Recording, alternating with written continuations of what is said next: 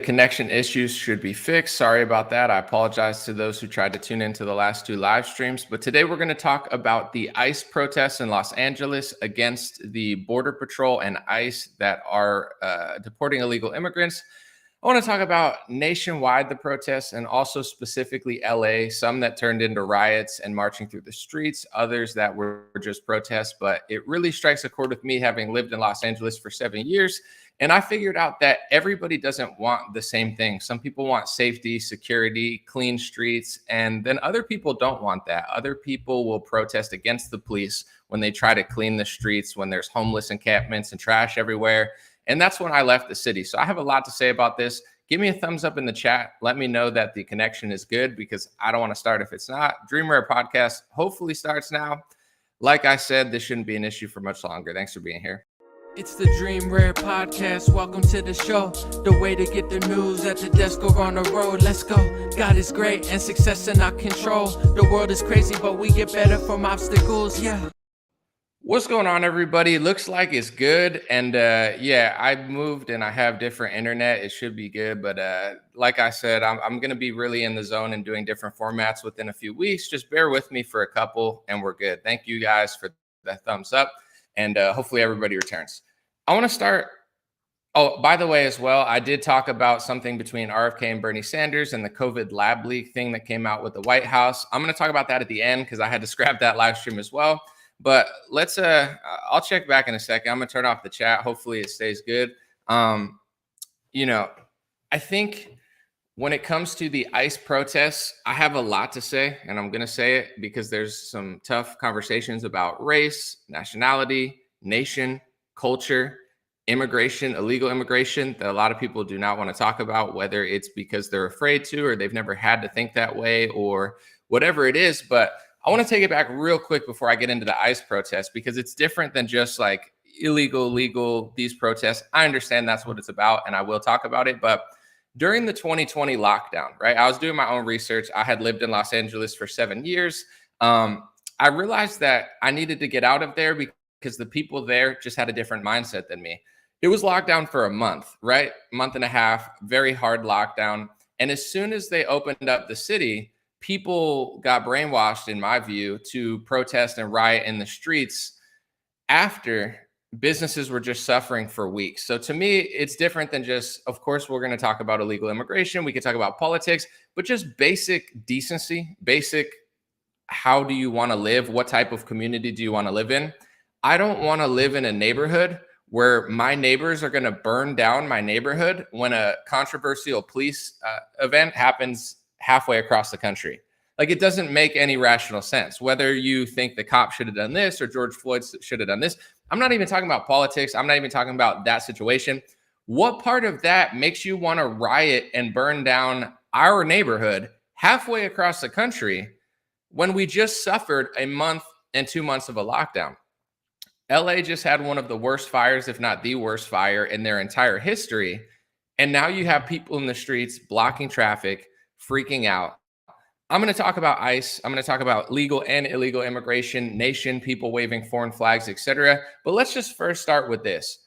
Everybody assumes that we all want the same things. I'm not saying everybody, but it's for 100 years in America. It's like we want a strong economy, safety, security, whether you're upper class, middle class, lower class, working class. Everybody could have a safe neighborhood 40, 50 years ago because the culture and the people in America all wanted that. Doesn't matter what you think about Democrats or Republicans. Don't we all want this? Isn't this a society we want to live in? If you go around the world, not every society is like that. A lot of Europe is like that. A lot of Asia is like that. And there's places elsewhere that are really great too. But in general, it's like you have to come to the conclusion that not everybody wants to live that way. And once I figured that out in Los Angeles, I don't care if you're a little bit liberal socially or whatever, but if you want trash and crap and homelessness and feces and axe attackers in your neighborhood and you cry when the police come and try to clean it up, we don't want the same things. I need to leave. If we're locked down because the government and the news corporations and the politicians and the pharmaceutical companies said that there's this big scary virus and now we have to basically be prisoners in our own house for 5 weeks and live in a dystopian 1984 novel, and you want to do that for years, and I see that South Dakota is not doing it. I played at Sturgis in 2020. It was a different planet. I moved to Orange County, California, where everything was open for the most part. It was still a little weak and the leadership there was pretty pathetic, but it was night and day from Los Angeles.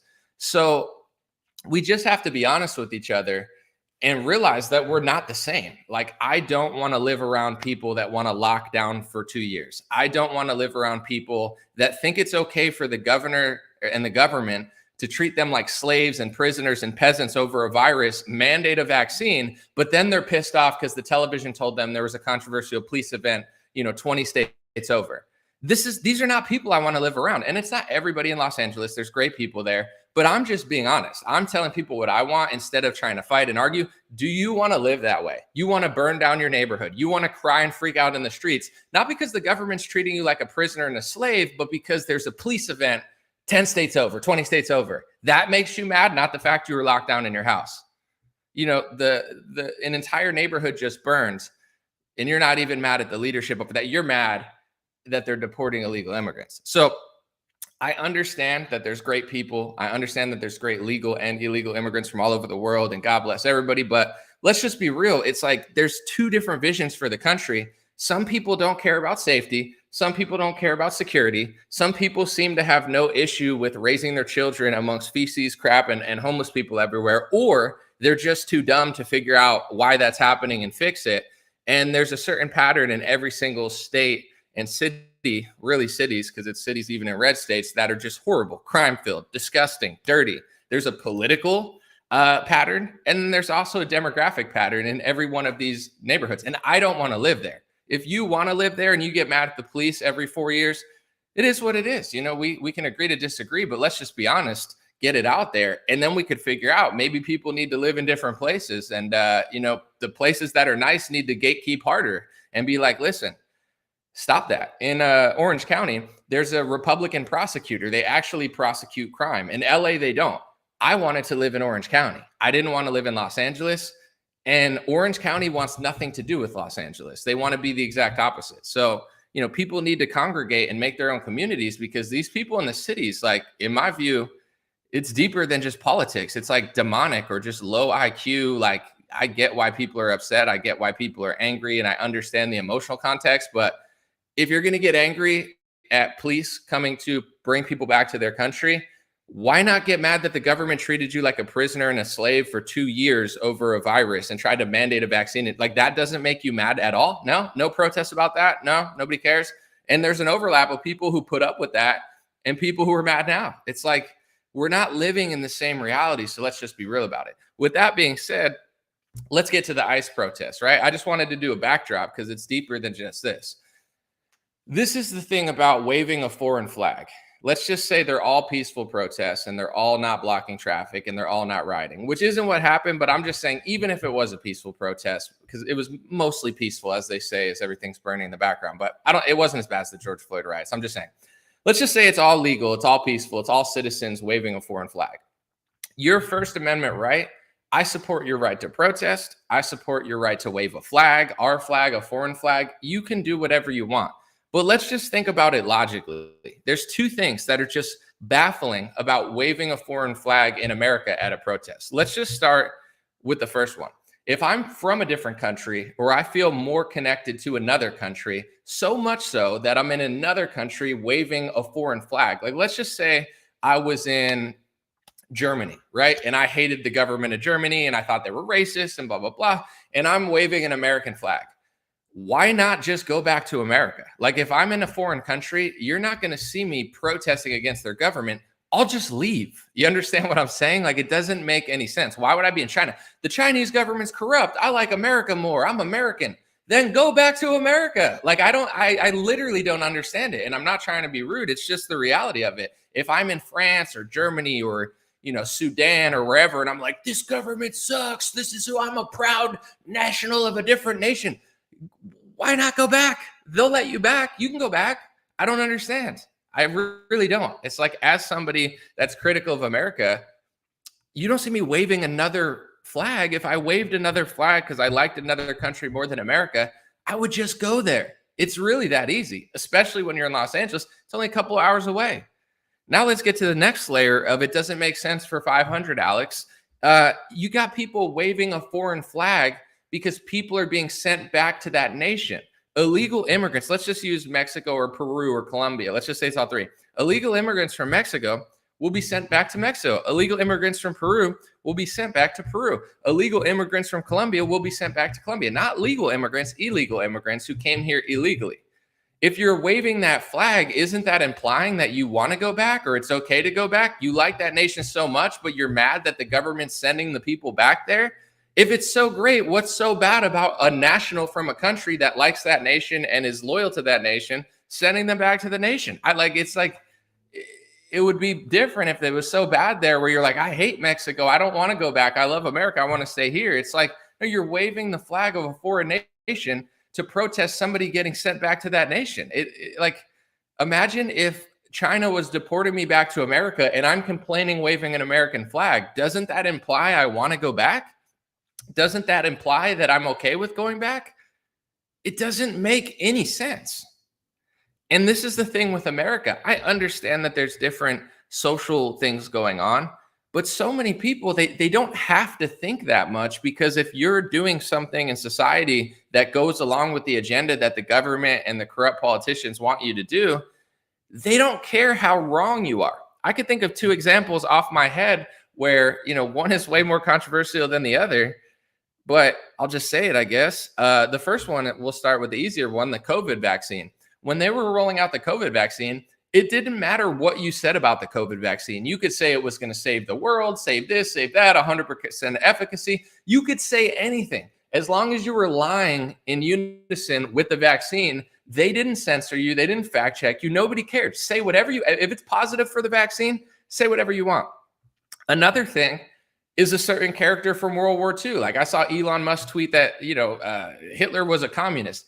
I don't think he was a communist. There's a lot of things you could say about him. He was a socialist, a national socialist. You could say that he had some left-wing views, but a lot of right-wing views.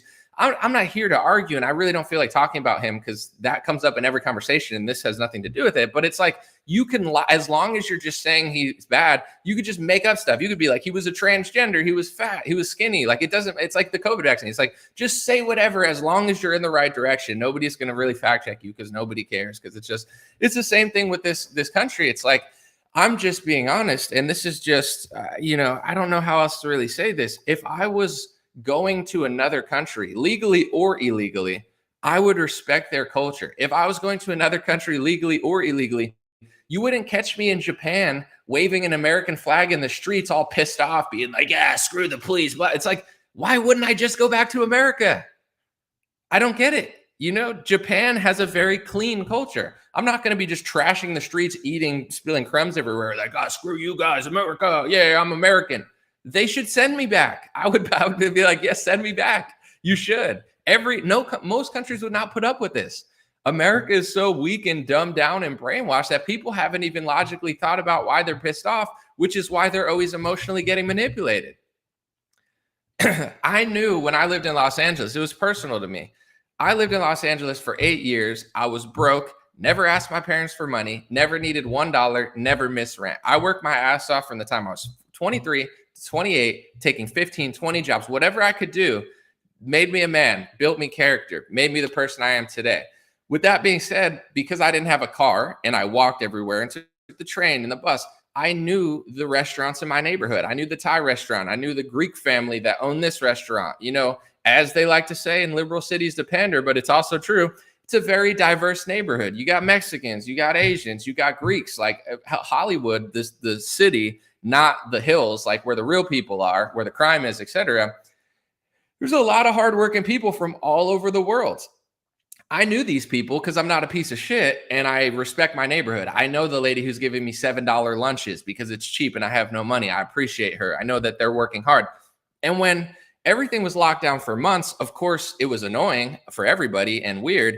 But I'm also thinking, like, I'm lucky. I'm able to do internet videos. So I actually did better during the lockdown. I mean, I'm not proud of it, but that's my job.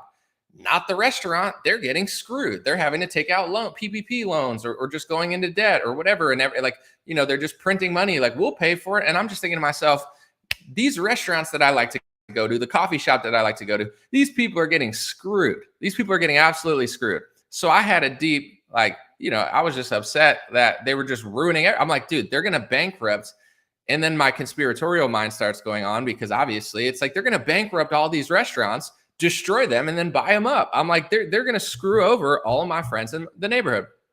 Lockdowns happened for a month and a half, 2 months. In May, Los Angeles opened restaurants, or at least opened doors, and allowed people to do some more commerce. I forget the exact lockdown measure they lifted, but it was like the first time in months. And I'm like, yes, people can finally start to try to keep their business afloat. Within 48 hours, the George Floyd riot, or the George Floyd situation, happened.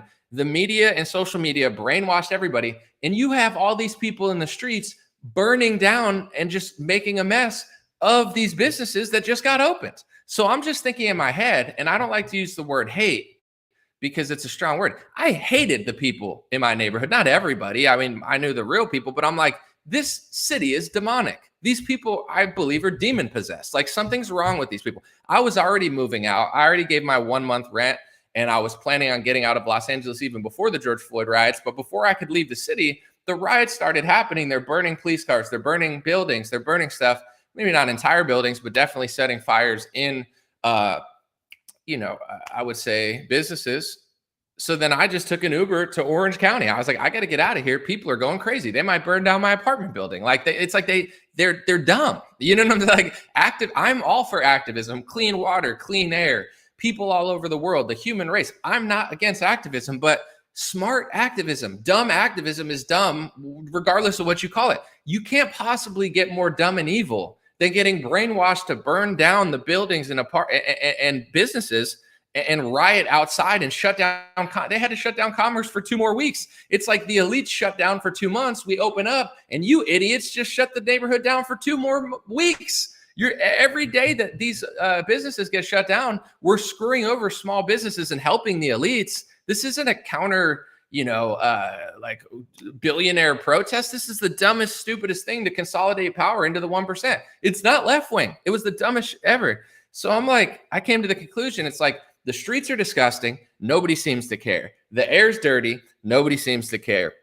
There's homelessness everywhere. Nobody seems to care. Taxes are high. Nobody seems to care. The prosecutor's letting out criminals. Nobody seems to care. I lived in Hollywood on the streets for 4 or 5 years. Not literally on the streets, but just in an apartment. I might as well been some of the apartments I was in.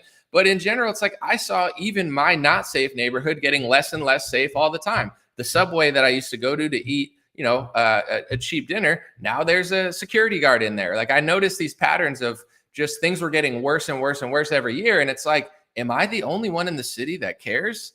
And then I came to the conclusion, watching people burn down my neighborhood for George Floyd or whatever they claim to do, it's like we don't all want the same things. Most Americans think, because this was the American dream, especially in the 50s, 60s, 70s, 80s, it's like, good economy, safe neighborhood, good neighbors, respect your neighbors, biblical principles and others. And now we live in a world where most people just want our economy. Like, half the country wants all the things I just mentioned: clean, safe, secure. And then half the country just wants to use America's economic benefits, and they have no loyalty to the country. They consider themselves a foreign national, yet they freak out at the thought of foreign nationals going back to their nation. They're not going to deport you if you like Mexico more than America, but you're an American citizen. But if you're not a citizen and you're a national of another country, why is it that crazy to go back to your nation? Like, it's like the expectations are just nuts. I don't understand it. If I went to Switzerland and I really wanted to stay there, but they were like, you got to go back because, you can't get a citizenship. It is what it is. Like, I might not be pumped about it, but I'm not going to like trash the streets. And if I trash the streets of Switzerland in a protest to want to stay, they have even more right to send me back and not want anyone like me. It's like, that's what you do when you get sent back. That's what you do when you go back to the nation that you're waving your flag. You do this. Why would anybody want that? And you look around the world and it's like, if you look in Asia and Europe, traditionally, Asia still, Europe traditionally, it was clean. It was safe. It was nice. That's what the people there wanted. Asia, Japan is so ultra clean and safe that my presence would make it dirtier because I'm not Japanese and I'm a respectful person, but not on the level they are. They don't owe me anything. I don't demand access to their culture. If they wanted to not let me in, that's fine. If they wanted to tell me to stop doing something, that's fine. I'm not going to trash their streets and protest to their cleanliness, but the whole world just wants America's economy and they have no loyalty our nation, no loyalty to our flag, and they get mad at the fact of like, oh, people are going back to the nation they like more. What's so crazy about that? And you look at the cities too, and people think that, oh, cities are just dangerous because there's a lot of people. That's actually not true. Tokyo, I believe there's over 14, 13 million people. You could look it up. Los Angeles has a couple million. Tokyo is at least 2 to 3 to 4 times bigger than Los Angeles. I don't know the exact numbers, but it's way bigger, way more people. Why is it cleaner? Why is it safer? Why is it nicer? Why is it more fun to visit? Why is it not disgusting? Because Japanese people are not doing that. But in Los Angeles, you have this culture of people that are like, I think it's a good idea to block traffic. I think it's a good idea to trash the streets. I think it's a good idea to throw a fit. Okay, now we have a shitty city that I don't even want to visit. I don't go there, not for games, not for anything. I'm like protesting Los Angeles. Oh, there's a Rams game, don't care. Oh, there's a big concert, don't care. Oh, LeBron James is playing with Luka Doncic, don't care. I'm putting my money where my mouth is. I'm not just saying, oh, I hate the city, but I'm there all the time. I boycotted that city for 2 years. I wouldn't even go to LAX. You know, maybe if I really had to, like one time, and it was a horrible experience. But in general, it's like everybody, I hate that city now. Not because it's a bad city, but it's just gross. New York City doesn't have to be that gross. These cities don't have to be that. It's a choice. The politicians allow it, and the people want it. You get what you want. People don't care. Not everybody, but enough people. They don't care if they like their neighbor. They don't care about the community. They don't care about the neighborhood. They don't care about the people. They don't care about the kids. If you live in Los Angeles and you care about the youth, you would never allow the parks to look the way they did. I was in LA for so long, I forgot that parks were even for playing. Like, to me, it was like parks are like, watch out, watch where you're walking, watch where you're looking. Like, I was on edge for 7 years because I'm like, everything is just trashed. Everything is filthy. All the public transportation, it's like, you know, it's not safe. So you got to pay attention everywhere you're going. It's like, then you move to a nice neighborhood and you're like, wait, all the parks are clean? The kids can play in the parks. They don't get stabbed with needles and chased by crackheads. Oh yeah, I forgot. That's how most of the country is. I just lived in LA for so long. I literally forgot that there's better life out there. And now that I got out, I'm like, I don't ever want to go back. It's like traumatizing to me. I'm not like that scared. I lived there for 7 years. I walked around the streets. I walked at night. I took buses. I'm not like a pussy, excuse my language. Sorry about that. But it's like, I just don't want to go back. It's like, you know, it's like if you go in a nice ocean and it's clean and the waves are nice, and then you go in another ocean and there's just plastic and trash everywhere. Would you want to go back to the plastic ocean? It's not like I'm afraid, like I can't do it. I just don't want to. Do you want to go to the restaurant with the really good food or the really bad food? The good food, not the terrible food. And that's what sucks about the cities. They do have good food. But, you know, analogy aside, it's like people are just not thinking the same. And this kind of breaks down to like, you know, this has to happen for America to have a real conversation. And the more real you get about it, the scarier it is, because we relied so much about history. The closer you get to the truth, the more trouble you're going to get in. I'm going to probably do a shorter, more digestible video about these recent Tucker Carlson, Piers Morgan interview, where Tucker Carlson, among many things, he said, England, the United Nations, the UK, England, etc., it doesn't look like a country that won a war. He said, England, look at England. He goes, does this, like, are you sure you won World War II? Because this doesn't look like it. And Piers Morgan's like, what do you mean? Winston Churchill's great. And Tucker's like, I'm just saying, like, your nation's collapsing. Like, your nation's pathetic and it's falling apart. So this doesn't look like a country that won World War II. This set off all the usual suspects, all the sneaks, all the liars on the right wing. Oh, Tucker Carlson sucks so much. You notice anytime you get too close to the truth, they freak out at you like a PR, you know, a big PR wave comes out of nowhere. Oh, you're so racist. Oh, you're so anti-Semitic. Like, whatever. It's like, what bothered you about what Tucker said? Because he's very nice about it. And I'm like, oh, they're mad that he said that England looks like a country that lost World War II. These same parallels can be connected to America. And I'm going to do a shorter, more digestible video about this. Oh, shoot, I just hit something by mistake. Hopefully I didn't do anything. But when you go to America, it's like I learned in school. I always bring up this example because it's true. we learned that Little Rock, Arkansas was one of the main places where they had the civil rights movement. And it was really important. And it just sticks in my head. I'd have to look up exactly what happened there. I should really know. But in school, I just remember Little Rock, that spurred the movement of civil rights. And that's one of the main, iconic places that something happened. Okay, let's look at Little Rock now, right? Since we had so much justice and so much social justice and civil rights, what does that city look like now? That city is dangerous. It's not a nice place to live. I'm not saying it's horrible or anything, but it's like, that's winning. And then that scares people because then they just assume the opposite. Well, you must be saying this. I'm not saying anything. I'm not speaking for Tucker, but he's right. England looks like a country that's losing. It's losing a current war. It looks like a country that lost a pat. Like it's losing completely. It's losing its nation. It's losing its culture. It's losing. That's supposed to be the big bad England. It's like they can't do anything. They don't even have the free speech to talk about it. Same with our country. It's like all these iconic places, they're trashed now. Philadelphia, Liberty Bell, trashed. You know what I'm saying? New York City, epic. Not as nice as it used to be. LA, great city, trashed. Houston, trashed. And I'm not saying there's no nice parts of it, but it's like, this is winning. We won. We're winning. Yeah. A place that was like, now it's not even fun or safe to go, but it was such a win. So they don't want you to question this stuff because, one, it makes you look crazy to dumb people. But also, it's like the more you dig into everything, the more there needs to be real conversations about it. And the more that people are not going to like to hear what you're going to have to say. And for America, I've brought this up before because it was true. I have 4 different grandparents. They all came from someone else. One of my family came from Italy. I don't know when, in the early 1900s, I would guess, maybe late 1800s, probably early 1900s. Italy, Poland, Czechoslovakia, when it was still a place, and Puerto Rico.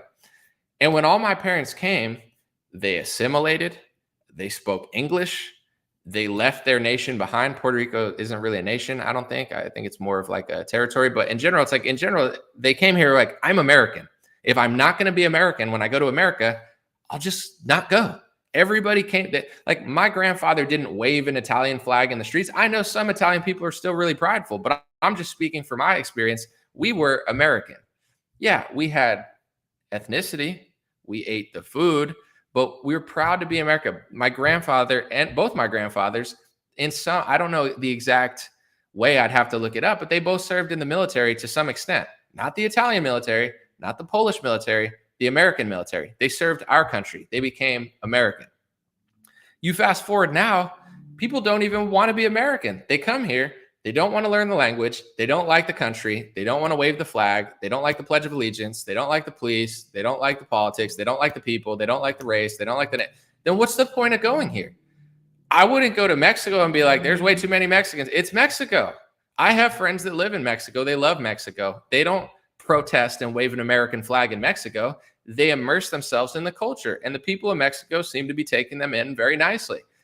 People of Mexico wouldn't like an American who just protested against Mexico with an American flag. They would all look at you and be like, why don't you just go back? It's like 2 hours that way. And then you'd be like, okay, yeah, I guess I should then, right? Why would I be in this country waving that flag, pissed off at your country when I could just go there? But people in America, they want the economy. They want the money. They want the jobs. And in some cases, I'm not going to say all, because there's millions upon tens of millions of immigrants that are contributing to society. There's even a lot of illegal immigrants that are contributing to society. I'm not here to demonize people. There's a lot of great illegals and legals in America that are contributing to our society. But then there's millions and tens of millions who aren't. And they don't care that the city sucks. They don't care that the city's dirty. They do nothing to fix it. They just want to revel in the decline of America and just extract wealth out of us with no loyalty to the country or the people here at all.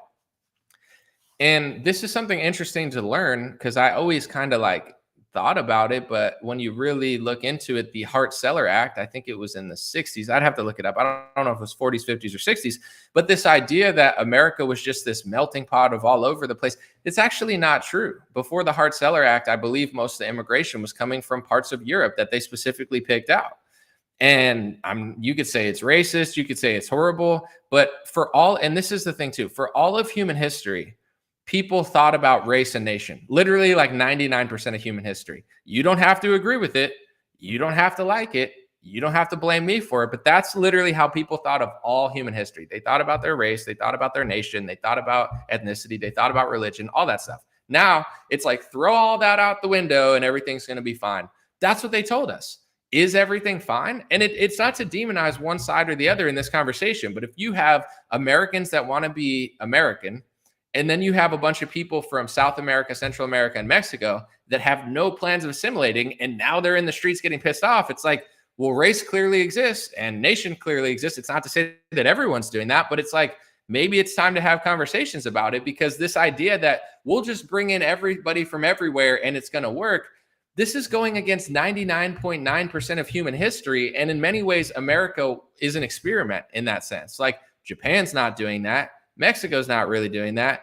Nowhere's really doing that. And the places that are multiracial, like South Africa, you see racial issues. Even in places like Nigeria, there's religious issues. Race and religion, people tend to fight over. It doesn't mean I'm not here to tell you it's right or wrong or whatever. Like I'm not the referee of the human race. I'm just being real. It's like this idea that we're just going to bring in everyone from everywhere, refugees from Sudan, people from Haiti, people from Mexico here, and it's just all going to work out.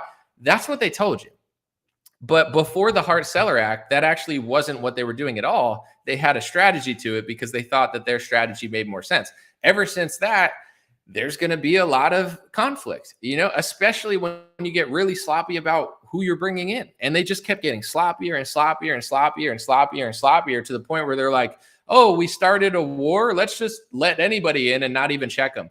When you go to Europe, a lot of the people that are living in Germany and the UK, et cetera, after the wars, some of them are from the wars. And I feel bad for them because America and our allies are funding the war. So it is our fault. But to that extent, also, some of them are just gaming the system. They're like, how stupid is Europe? How weak is Europe? Let's take advantage of them. There's people pretending like they're from a country they're not even from. I'm from Syria.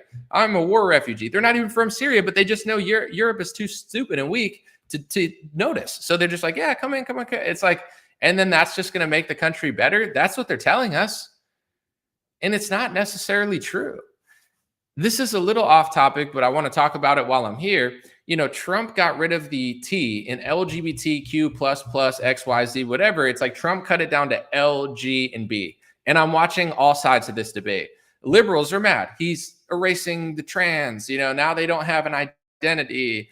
He's getting rid of the pronouns. And then you have certain right-wingers, like I follow somebody who's a right-wing lesbian, and she's celebrating, right? And she's like, yes, it's just the L's, the G's, and the B's. The T's were too much, right? And then I follow people like Bryson Gray, who's very Christian and who's like, now we got to go further and get rid of all of the things, because for a while it was considered a mental illness.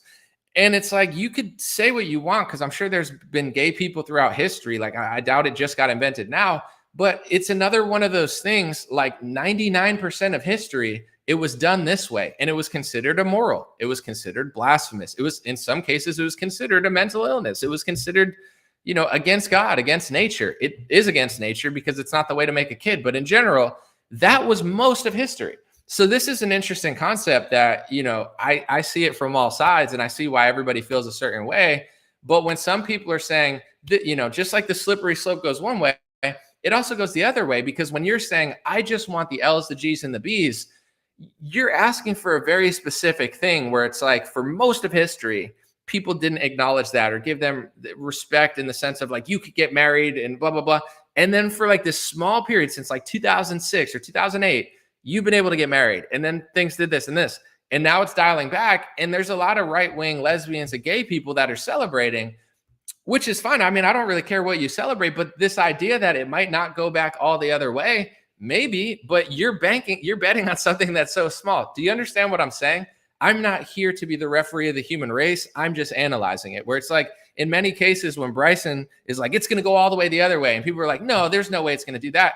How do you know? Because you're banking on like, oh, we're going to just stop right here instead of returning to how it was for 99.9% of like humanity. And this is where these tough conversations need to come in, regardless of what people think. We were essentially told that this is all normal. This is all how it is.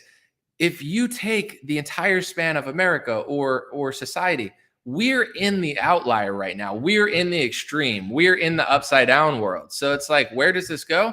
I have no idea, but there's got to be some real conversations, because even when Trump does something with ICE, it's very revealing, regardless of who you are. Like, he pokes the bear and then the bear reveals itself. And it's like, what is the bear? The bear is, among millions and tens of millions of great people, there are millions and tens of millions of people that don't feel connected to America, that don't like this nation, that prefer other nations, but want America's money and economy. They want to live here with no loyalty to their neighborhood, no loyalty to their city, no loyalty to the people there, no desire to clean the city, no desire for a safer neighborhood, because America in many ways is more desirable than where certain people came from. It's like a middle ground. It's like, it's got a way better economy and it's not as dangerous as where I came, so I'm okay with it. And then people who are in America are like, I don't like this because it was safer 40, 50 years ago. It was cleaner, it's nicer. And that's where these debates come in, where it's like, the reason that so many people are okay with how the cities look is because they're better than the cities where they came from, or they're more safe. It's like, if you come from Brazil to Miami, I've heard Brazil's amazing, but when I talked to Renato Moicano, UFC fighter, he said Brazil's out of control. The police have completely lost power. That's why it's so rough and it's so dangerous. I've never been there. I've heard people have great vacations there, but he claims it's way more dangerous than America and it's way more corrupt. So if you're in, a city like Miami or Houston, you might be like, yeah, this is way better. The economy's better. I'm making more money. It's safer. But to an American, it's like, it's not safe. It's not clean. It's not nice, because there's different concepts of what things should be. This is what I want. I want, everything's not possible, but it's like, I like cleanliness. I like clean streets. I think it's more desirable. It's better for families. It's better for women. It's better for men. It's better for everyone. But especially as a man, you can handle tough things, but do you want your wife to have to walk around at night, or your girlfriend in a place that's not safe? I was talking to somebody from Poland, and she said, I could walk the streets at Poland in 1 a.m. and it's completely safe. That's not the case in every American city. Why? Am I supposed to pretend like, yeah, that's better that women can't walk around safe? No. And as a man, you should be ashamed of yourself that we're building a society where nobody's safe. That's embarrassing to me. To other people, they don't care. This is where the disconnect happens. I'm just trying to be honest about who I am. And maybe we need to have a real honest conversation in this country about what we want. And people need to be stronger about, like, where they want to live. At this point, LA is a beautiful place, and I'm not saying I want to lose it or anything, but it's like, if people of LA want to live that way, filthy, dirty, angry at the police all the time, don't give a shit about the fires, don't give a crap about, businesses getting shut down, want to mandate vaccines, want to let big pharma control their life, want to be emotional all the time and make poor decisions, want to tax high. Okay, can we just be honest about it and be like, you stay there and then I'll go somewhere else? That's what I did with Orange County. They're like, oh, Orange County is so terrible. Cool. Yeah, sure. All right. Yep. Okay. Then don't come here, because every time there's a massive crime in Orange County, 9 times out of 10, we know what county they're from. And there's other similarities as well that everybody notices. So it's like, okay, yeah, whatever. So when it comes to the rest of the country, it's like, do we have to let the entire country collapse? Or can we start being more honest about this stuff and being like, listen, you want to live this way. I don't. Why don't you just stay there? Why don't you just stay there and then have good people move to a different place? Because it's not how I want to live. So I'm going to wrap it up, and I'm going to talk about the 2 topics I talked about the other day. Then I'm going to answer some questions. I lived in Los Angeles, and I watched the people there not care about the city declining, not care about it get more dangerous, not care about the lockdowns, not care about mandates and big pharma tyranny, not care about forced masking, not care about businesses losing a bunch of money and hundreds and thousands of businesses going out of business, family businesses, immigrants, people from all races, like they all lost during the COVID lockdowns. And then these people got brainwashed into burning down the neighborhood because a police situation happened across the country. These are not people I want to live around, okay? That's not neighbors I want. I left, okay? I went to a nicer county, cleaner, safer, cleaner beaches, people that actually like themselves, have families, want to use parks. Yeah, okay. I'm over it. I walk the walk, I talk the talk, I put my money where my mouth is, and I stopped doing commerce in Los Angeles. If everybody did that, then maybe things would change like they do with other stuff. With that being said, now you fast forward to these ICE protests. They just had a terrible fire, and these people are blocking traffic.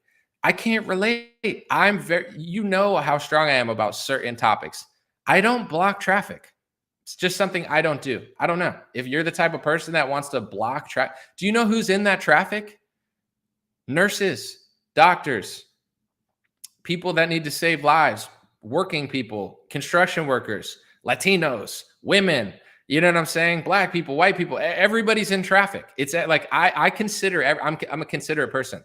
Why would I block traffic? Like, no matter what I think I'm doing, how is me blocking traffic going to stop it? Let's say I'm protesting against liberal, vaccine mandates. Why would I block traffic? It's a douchebag move. But the city's filled with douchebags. That's what douchebags do. They just do things that are inconsiderate. That's why the city sucks. That's why they're blocking traffic. That's why there's trash everywhere. That's why there's crime everywhere. Because shitty people do shitty things of all ethnicities. But I'm just saying, it's like, I'm very passionate about a lot of things. You'll never see me blocking traffic because it's a douchebag thing to do. But that's what they do constantly. Burn, riot, meh. Okay, what are you mad at? I'm mad that illegal immigrants are getting sent back to the country. Which country? The country of the flag I'm waving. Do you like that country? Yes. Do you like that country better than America? Yes. Then why is it such a big deal if they get sent back? Why doesn't everyone go back that wants to go back? I don't get it. I would never be in another country waving an American flag. You got to go back to America. Good. That's where I want to go. I have the flag. Well, actually, you don't have to go because you're a citizen, but you're a non-citizen. You have to go back. That seems reasonable, right? No, everyone has access to everywhere. Everyone deserves everything. They get to just do whatever they want. But okay, then I'm going to go to Japan and I'm going to wave an American flag and I'm going to just like block traffic. Oh, but it'll be racist if the Japanese people hate me. What? Like on what planet does that make? It doesn't make any sense. Okay. But we don't all want the same things. And when it comes to race and nation and religion, there's certain things that people want to pretend like will work that just aren't working and don't work. For example, I believe it was John Adams. You could look it up. He said that all the stuff they were planning, it was for religious and moral people.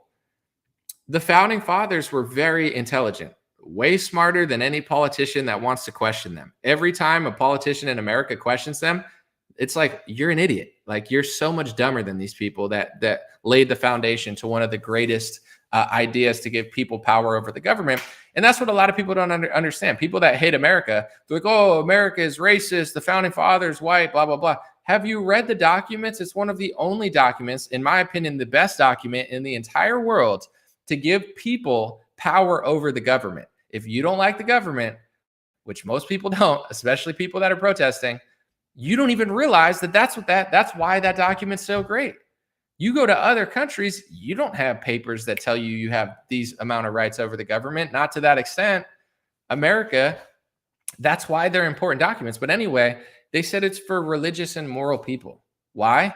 Because if immoral people are in the country, they understand culture and groups of people. You can't make a group of immoral people moral. That's how I felt about Los Angeles. And don't get me wrong, there's millions of moral, great people in there. I would say maybe even a majority of people are there. They just don't vote. But in general, there's also a lot of immoral people. Like, if the immorality, let's just say you live in a city and 50% of people are immoral, the city's going to suck. If you live in a place that there's like 5%, it's going to suck less. Like, this is the reality of you can't legislate greatness. I mean, you could help and you could enforce police, etc. But in general, it's like these rules don't work to people that are immoral and not religious. And it's like, but we could be atheists and we could bring people in from all over the place. That's what they told you. What if I'm telling you they lied about history? They lied about a lot of things. And the second you figure out how they lied, the media is going to hate you. The left wing's going to hate you, and the right wing's going to hate you. All the gatekeepers are going to come out to descend upon you once you realize how they lied about history, which is why they're getting so mad at Tucker Carlson, because they're afraid it's going to be a domino effect to you figuring out more stuff. Because it's like, why? Oh, I can't believe he hates on Winston Churchill. I don't give a shit about Winston Churchill either way. Great, hate him, like him. I don't care. I'm not English, but in general, I understand history, and what he's saying is totally valid. For a country that assisted on the side that won the war, why is the country falling apart? Why is it so pathetic? Why are the people there like not even able to have like testosterone and like speak out against it? It doesn't look good. And it's the same thing about America.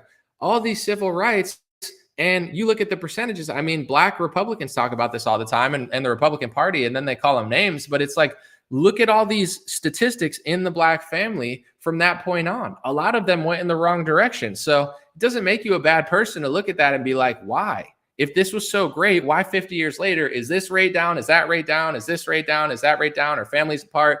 Something's not right. You look at Little Rock, Arkansas. Oh, that's such a great place, and justice was served. Why is it so bad now? It's not like a utopia where like everybody of all races are singing hands and like la la la la la, racism's dead. It's a dangerous city that most people don't want to go to or visit. Why?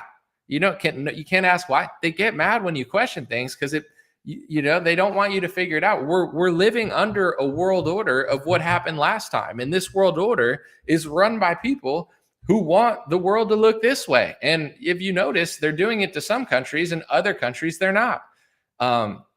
Sometimes it's the country's just smart enough to not play along. Other times there's definitely patterns you notice, but it is what it is at this point. I'm just talking about it because America voted for Trump, and I feel like most people understand, and there is, consequences to an election, but it's like, what is America going to be? Like, let's just say, and most people know this, but I'm just trying to have a conversation if people are listening that disagree with me, just to be as thoughtful as possible. It's like, if I live in a different country and there's millions and tens of millions of illegals coming in, like, would I not know why they'd want to like chill out on that for a little bit and be like, it's a little too much? Or no, people are just going to come by the millions and the tens of millions and then just throw fits when people, it's like, all right, that's a little too much. Like 10 million people came over illegally. Like, we got to do something about that. Oh no, I'm going to trash the streets. Well, you're proving right wingers right, where it's like, they're trying to say that, people here are hostile, or people here don't belong, or they're illegal, or they're whatever. There's cartels, there's fentanyl, whatever. And then by throwing a fit and just like blocking traffic, you're kind of proving them right, where it's like, you don't have loyalty to the nation. You're not, but now because of the policy, it's like, now there's going to be a real standoff. There's millions and tens of millions of people that they're not looking to play nice. They're not looking to, they're not even pretending to care about America. They're like, no, we're here and you let us in. And now we got this type of infrastructure. So what are you going to do about it? And now there's going to be like a standoff between ICE and the police. And I would think that this stuff will go on a decent amount. But at the same time, I mean, we'll see what happens, but that's my take on it. I'm just going to review again real quick. I think that nations matter. I think that culture matters, and we need to have a conversation about what we want America to be. If America is just a melting pot where everyone gets to do whatever, then everywhere is going to look like major cities. And that's not, in my opinion, good. So like, what is our culture? People can come here, but is there a certain decor that we have, or no? Everyone just does whatever they want, and then everything just gets trashed. Let's have like certain ideas of like what it means to be an American, what we want, what our country wants, or else our country is just going to essentially get divided and then probably conquered by somebody that sucks. So, it's an interesting topic, and it's going to keep happening, but I've figured out where I do and don't want to live, and I avoid places I don't want to be. And a lot of cities are going in the wrong direction, in my opinion, but some people are cool with it. They like that. So to each their own, but that's my opinion. And then I want to talk real quick about what I said the last live stream, because I had to delete it. I'll keep this under 2 minutes, then I'll look at some comments. I was talking about the RFK and Bernie Sanders thing, and people were saying that Bernie Sanders took money from like pharmaceutical companies, etc. Bernie raised, this is just the truth, whether people want to admit it or not, and I'm not going to waste your time. He raised over $200 million from small donors, not PACs or major corporations who have to register through things like PACs, etc. And even if he got less than 1% of his money from healthcare workers, less than 1% of that 200 million it could be a $40,000 worker, $50,000 worker, that still registers under open secrets as coming from the pharmaceutical industry. I don't like Bernie Sanders. I like RFK. I hope he gets confirmed. Bernie Sanders is a loser. He's wrong about a lot of stuff. But, everybody just says what they want to their bias, because it's like, I hate Bernie Sanders, so he must be taking money from Pfizer, and they're posting. It's like, he's not. That would be registered. He raised a lot of money from individual people, and he's just naturally cowardly, I guess, and has bad opinions. But, that's the truth of that. I could talk about it all day, but whether people want to admit it or not, or look into it, that is how those work. He could have gotten the money from, not the elites necessarily, just a lot of healthcare workers. Then the COVID lab leak theory. I'll say this. they're admitting that now. Some people will say, oh, Trump's awesome. They're admitting it because, China's so bad. Did China make us lock our country down? Did China do Operation Warp Speed? Did China sabotage our supply chains? Did China run Democrat cities for 2 years and lock them down? Did China mandate vaccines and mandate masks? Did China do EcoHealth Alliance like Peter Daszak and Fauci? It's like all the stuff that America did, they're trying to basically completely take no accountability and just be like, it was all China because of the lab. That's why I don't really trust this disclosure. It's like, oh, aliens are real. Okay, give me your tax money. It's like, oh, wow, cool. Joe Rogan told. It's like that. It seems like that sort of vibe to me. So we'll see. I mean, obviously, China is definitely a little sneaky and stuff, but I see no accountability from our politicians, from our government. I think this is a way for them to, keep pushing against China and get something out of them in this little tariff war that's going on. I don't know that they're doing tariffs with China yet, but you get what I'm saying. It's like it's leverage against China because everybody in the left and the right, they don't really like China in our government. The left sees it as a threat to open societies. George Soros, he wrote an article about that. He said, Xi Jinping is one of the biggest threats to open societies. And Vivek Ramaswamy tweeted the article before he ran as a Republican. It was like, well said, George Soros. It's like, that's a uniparty thing. And although I know that China is our adversary, I've talked about this before in other live streams. I think that China and Russia are two threats to the global world order or the American world order, where it's like China's huge and powerful. Russia's huge and powerful. I'm not saying Russia or China are your friend, but those are the two countries that are in the way of total global domination. And I think also, too, like Asians naturally would be an ally to America if there weren't so much politics. Like even during Vietnam, they convinced everybody that we needed to fight. I get that we're not friends with them, but it's like any place that resists getting taken over by NGOs or Western, power, they just want people to hate. I have my own reasons for not liking everything that China does. And if I were to go to Asia, to be honest, it would probably be one of the last places I'd want to go. No offense to China. I'm sure it's nice, but I'd rather go to Japan. I'd rather go to Korea. I'd even rather go to Singapore. Russia, it'd be interesting to go one day, but it's not on my top 15 list. I just think that everything that our government does is through the lens of they're thinking like 10 years ahead. So I don't know.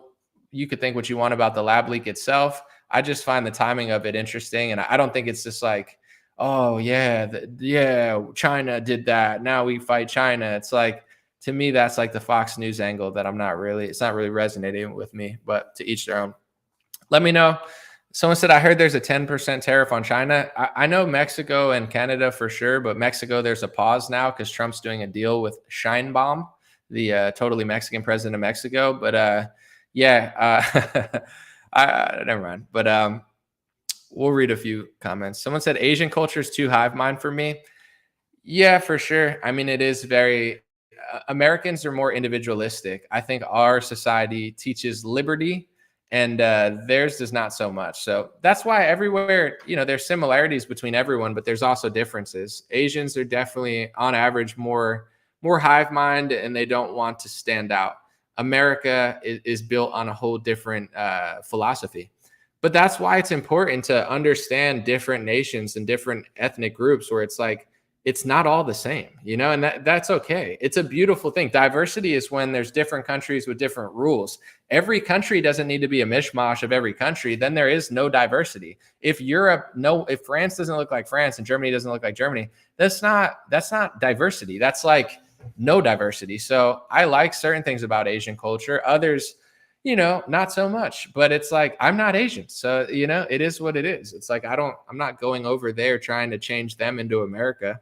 It's not my job, but other people, it's their job to turn America into where they came from and then hate the people here. So I don't get it. Let me see. Someone said, I still talk trash about people that try to gaslight me over a mask. That was such a revealing time period where I don't want to get into specifics, but when I watched the NBA, they were wearing shirts that said, I can't breathe for George Floyd. And then they were wearing a pharmaceutical mask. And it's like the messaging there is crazy. It's like they've convinced, and I understand it's a different, like wearing a mask versus getting choked out by a cop. I understand it's a different dynamic, but it's still like they're convinced to be like, I'm wearing a mask, which makes it a lot more difficult to do stuff, and I'm hiding my identity, and I'm having to follow these really strict pharmaceutical government rules. But I'm not going to talk out about that. I'm going to wear a mask and then wear a I can't breathe shirt that has nothing to do with my mask. Like I could just see right through this stuff. They open the businesses and then people get tricked into like burning the businesses down the day they open. Do you think this stuff is random?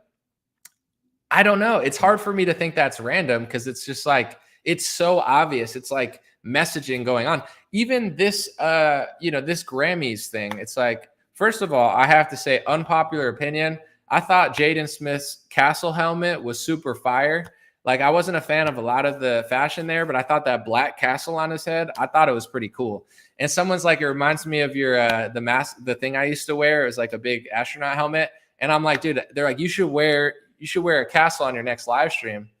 I wish I had a castle to wear on my head. Like, I thought that was fire. Instantly created memes. I'm a fan of it. But with that being said, everything at the Grammys, like even the songs, like I just see the propaganda, and half the time I don't even want to talk about it because then people will just cry about it. But it's like I see the trends. I see this Grammys was so lazy. It's like, give her the country award because she made the music. Give him all the stuff because he's the safe bet. It's like I was just like I never watch it anyway. But it's the propaganda to me is so obvious. It's like they have to infiltrate everything and they have to subvert every culture. And if there's any culture that's not like 100% subverted, then they'll find a way to like infiltrate it and subvert it. And then just be like, oh, if you notice, you're just being hateful against this artist. It's like, whatever you say. 199 super chat said right-wing puppets share celebs more than anyone.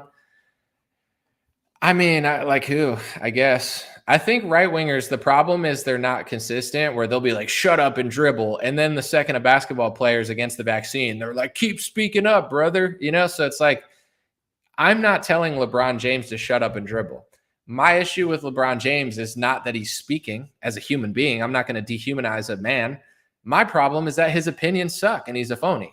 And he's, it's not like don't talk at all. It's like, no, you could talk. You just have bad opinions. Like I would never, if you tell one athlete to shut up and dribble, you can't ever promote another athlete because you want them all to just play sports. So it's like Harrison Butker's based because he, is against abortion. It's like that only works if you don't tell other people to shut up and dribble. So I feel like Republicans, not all the time, but they can just be very cringe and unlikable. Like, people don't have to like you, whether you're left wing or right wing. And like Trevor Noah, he's very unlikable. Laura Ingraham, sometimes very easy to not like. I don't hate her, but I see why people do. Same with like Tomi Lahren. She was such a popular person because like some people loved her and some people hated her. She's very easy to not like because she's like, she's like yelling at you. Like she reminds you of like, if your girlfriend or your wife's just like screaming at you, I told you to do the dishes. And then I told you to do that. And I told you to take out the trash. Why didn't you take out the trash? You never shovel. You never clean. And it's like, like that's the vibe with Tomi Lahren. It's like, is she saying things I agree with? Sometimes, I guess. But like, would I ever subject myself to listening to that for 20 seconds? No, because it's like, I'm not trying to get yelled at by some woman like on, but some people like that. I'm just saying, it doesn't matter what your politics are. It doesn't make you a likable person. You could have great opinions and just be annoying. So I try to, I'm sure I annoy some people, but like, I'm not here to fight with people. I'm here to have a real conversation about race, about culture, about ethnicity. Cause it's like, these conversations need to be had. And traditionally people got really comfortable with being like, if I'm Asian or I'm Mexican or I'm Black or I'm Hispanic or I'm Jewish or I'm whatever, I'm a woman, or I can feel this way. But you, if you're a man or you're white, you can't feel this way. And like people believed it for 20 years. Like growing up, I believed it. And then like I got to a certain age and I was like, wait, how does that make sense? Why does Europe and America have to just get flipped, but no other countries get flipped? Why can't I like my ethnicity, but everyone else get like, it got to the point where like, people believe that propaganda for 20 years. And now most people are not playing along anymore and the voters are rejecting it. So a lot of people, they're catching up because they're confused. They're like, wait, I thought I was allowed to be proud of where I'm from, but white people are not allowed to do that. Or I'm allowed to want to live around these people, but they can't do that. It's like, that was the playbook of the last 20 years. Like people aren't falling for that as much anymore. And they're like shocked when like people don't. They're like, wait, what? I thought you were just supposed to live your whole life wallowing like a pathetic, sorry person. And I would say like, this is my issue with Canada and the UK. And it's in America too, but it's like the white people there, not all, but some, their culture's like 10 years behind ours where they're like, I'm still sorry I exist. Not everybody. I'm not saying every Canadian or UK, but it's like, I listen to even like strong, jacked UFC fighters from the UK and they're like, I'm sorry. Like it's like, they feel like they have to just like be on the defense all the time. And they have to be like, sorry that they exist. And it's like, that's how, you're not going to exist for very long if you're sorry for your existence. Like that's not, no one should do that. And if other races have a right to speak about stuff or have edgy opinions about their nation or their culture, why can't other, and that's 5-6 years ago, everybody was afraid to do that. Now people are not afraid anymore because it's like, you just, at a certain point, you just get beaten down and you're like, no, I'm going to just have this opinion. Luka Doncic to LA. It's a crazy play. It's a crazy trade. Definitely interesting, but the NBA is still kind of boring. Someone said they're all proud and they aren't even a race. I don't know who you're even talking about. Like what race? For me, I have 4 different ethnicities, so I could see it from both sides. You know what I'm saying? Like I could see people that really like their ethnicity. I could see people that don't care that much. But here's what I'm here to say as hopefully some sort of a middle ground. Whether you care or not, some things are just true. And whether you want to think about it or not, other people are thinking about it. So like, let's just take it from this. I always try to explain this to people because I would say most people I talk to, not all, but they're in the Republican mindset of like, I watch Republican news and liberals are bad and conservatives are good. And that's really all they know. And they're not intellectually curious enough to go further and dive into more interesting concepts than left and right. And the reality of it is like people don't understand because they'll look at certain religions, like whether it's Islam or Judaism or Israel or, Russia or, like you could take China, like Chinese, the nation of China, they're not thinking like small. They're thinking 50 years from now, Russia, Israel. You understand what I'm saying? Certain religion, Islam, Judaism to some extent. And it's like, just because you're not thinking about it doesn't mean they're not thinking about it. So like, it's okay if you're like, I don't care about that. I don't care what you care about. I don't, you don't have to think about any of this. You don't have to ever think a thought about this and just live your life. But people, they're basing their worldview off what they think. They're like, well, I think this way and I don't care about it. So I don't care. And that's okay. Sure. But you're going to be wrong about so many things if you're just thinking left versus right, Democrats, Republicans. Whoa, I just watched The Five and man, Greg Gutfeld really gutted him on that one. Man, that was crazy. Yes. It's like, that's like low tier entertainment. It's fine. It's okay.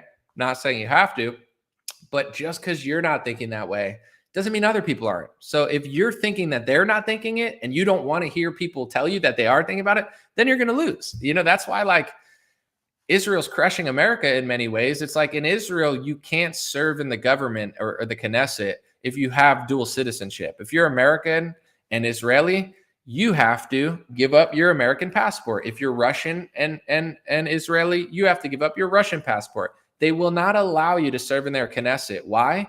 Because they're not stupid. Israelis are very smart. They're very ethnic based. They're very, in some cases, religious based, in some cases not, but they're not dumb.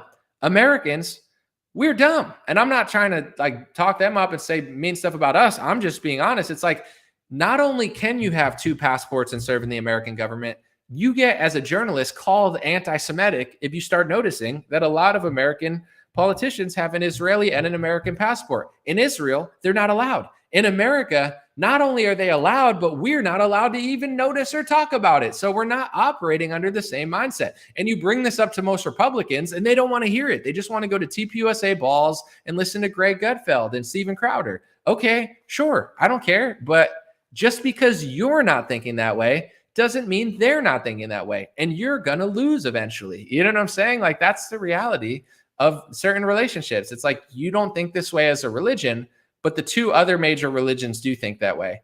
How are you going to win? I mean, at the end times you could win and stuff, but in general, it's like, that's not a good, that's not smart. no Christian society has ever thought this way because they wouldn't exist if they did. But now you think this way and Republicans think this way and the rest of the world is thinking this way. I don't care about color. Cool. That's nice, but they are. So don't you want to know how they're thinking to at least understand the dynamic? No, I'm just going to assume everybody thinks like me. Well, that's why we're losing on so many fronts, because it's like everyone else is actually thinking way deeper. China's thinking deep. Russia's thinking deep. Israel's thinking deep. Saudi Arabia, to some extent, is thinking deep. But America's just like, I don't care. Left versus right. I don't care. As long as they support President Trump, it's like, okay. Or in the other side, it's like, I don't even notice that my neighborhood's going to crap. I'm in the streets protesting after pharmaceutical lockdowns. It's like, we live in idiocracy, And it's like, if you get deep enough where things actually start making sense, like the whole world turns against you. Like the right thinks you're too crazy, the left thinks you're like way too crazy. And it's like the audience that wants to hear what you're saying is definitely growing online. I think people are aware of this stuff, but the mainstream is just a couple years behind. But that's where patience comes in, because everybody will catch up. If it's true, it's true. You know what I'm saying? That's like the reality of it. In South Africa, they're having issues, and Trump's talking about it. They have white Boers or farmers, and they own a lot of the land. And most of the country is black, and they want black people to own the land. They don't want a small proportion of the people to own a lot of the land when they're the minority race. Elon Musk is on Twitter, and he's saying, "You're being racist. You're being racist." While I appreciate that he's standing up for the farmers, the word racist, in my opinion, is so cringe, because just because something is race-based doesn't mean it's racist. And to be honest, the word racist doesn't even mean anything, because everyone could just use it. I could say it. I could be like, it's racist to say that this is happening. It's like, but is it happening? Well, yeah, but it's also right. It's like, so don't, Elon, he's Elon, so I don't really expect much out of him, but it's like, he's just saying it's racist. It's like, it's race-based. And it might backfire. It might be the wrong move, but like just calling it racist is like, that word is overused and just, but here's the thing. They've done this in other African countries where they have run out the white farmers, and then they didn't know how to farm, or they didn't have enough people who knew how to farm. So then a couple years later, they let the white farmers back in and started celebrating, because they were the ones that were creating a lot of the crops. It's the same thing with like illegals. Like say America kicks out 10 million illegals and then nobody's doing certain jobs. That's what people say on the left. We'll find out if they ever get to that number. They probably won't. But it's like, if it's true, then it's true. Like you could call it racist or we're cleaning up shop. But it's like, if it's true that the American economy can't stay afloat without 10 million illegal immigrants, we'll find out if they do it. And it's the same thing with South Africa. Are the white farmers good at farming? And do the other people that are going to take their farms know how to farm? You can't take a farm if you don't know how to farm. Farming is a very unique skill that you need to pretty much know how to do it and have the discipline to do it. It's like, so if they kick out the white farmers, maybe it goes well, maybe it doesn't for them, not the people who own the farm. I don't live there, so it's not really my hill to complain on, but it's like, I just don't call things racist anymore. It's like, that's what they're doing because the majority. So when you call that racist, then if like say Japan had too many migrants and they wanted to take back land, is that also racist? Or would you see that not as racist because depending who it is? Or if, England was like, we want to be mostly English again. Would right wingers still call that racist? Or would they be like, no, they're taking their country back? So everyone's idea of racist depends on your own personal bias and your own political bias. So like if America took back land from China, our farmland, would you call that racist? Oh, they're kicking out it's just these poor Chinese people. I mean, I understand it's a different dynamic in South Africa. I'm just saying, I think the word racist and sexist and anti-Semite, it just shuts down the conversation and means you're wrong without having to explain it. If you say, those white Boers have been there for hundreds of years, it's their land, and you're racially discriminating against them to the point where it's going to be a net negative for the country. To me, that's a better than like, you're racist. Like, okay, everyone's racist all the time. Let's just use that word and never have to explain anything. Someone said white farmers wouldn't wear an Anomaly t-shirt. They might not. I don't know. I don't really care if they wear my t-shirts or not, to be honest. It's not a real big concern of mine. Someone said South Africa is supposed to be a white state. I mean, I don't know the history of it, and I don't know. Honestly, I'm not I don't have like deep ties to South Africa, so I can't tell you what it's supposed to be. I would say the black people there, most of them would probably think it's supposed to be black, and the white people are probably like, we've been here for hundreds of years. There's the conflict. Someone said Trump won't even call them white South Africans. Would that change your mind? To me, I don't really care. Like if he uses the word white or not, I don't really care. But I used to do this as well, so I can't really hate on people because I get why people do it. Like they're always on the defense. But I used to do it too, where it's like when Trump talks, he'll be like, black Americans, Hispanic Americans, Jewish Americans, like gays, like he'll name everybody except for white people. And you're like, all right, I get it. Like I get why they do it because they're like, I'm helping people. But it's like, why is everyone, it's the year of not being afraid to say that. It's like, if you're okay saying I'm going to help black people, why is everyone so afraid to say they're going to help white people too? Because it sounds racist because we've been programmed to hate ourselves and not even want to be able to talk about stuff where it's like people will be like Mexicans, blacks, Asians, green, purple, orange. They'll start naming like non-existent people. They're like purple people. It's like there's no purple people. Like you ever hear people do that? They'll be like, I don't care if you're orange, yellow, brown, blue, or purple. If you bleed red American blood, you're a patriot. It's like you won't even talk about people that are light skin, but you're gonna make up purple people. You're okay. As long as they got a Trump bumper sticker, it's cool. It's like I get why they do it, but I've been there, so I can't really hate on it. It's like that was me like 2018, just trying to not get called names. Let me see. I want to let you guys know too, real quick, since I'm doing a longer stream. My plan for this year is I'm going to get a whole new background. It's going to look nice. I'm really trying to upgrade everything. It's going to take me like a month. But when I do that, I'm planning on doing like 5, 6, 7 shorter videos every week that are like 5 to 20 minutes. And then I plan on doing like one live stream a week. That seems like a formula that makes more sense because some people like the long live streams, but doing like 5 live streams a week that are long, it's fun to talk and just relax, but I don't think it's very optimal. So I'm trying to do more short videos and then I'll still do long stream. I think that's the formula I'm going to try to go with. 1 live a week if you like the lives, and then just more shorter content. Let me read. Someone said, I wish everyone could listen to this video, but not sure we'll all hear it correctly. I try to be real careful with what I'm saying because I know like everything is misconstrued all the time. But we have to just be honest because there's 2 different visions for the country. And this is what states are supposed to be like. I mean, some people don't want to lose certain states and certain cities, and I understand that.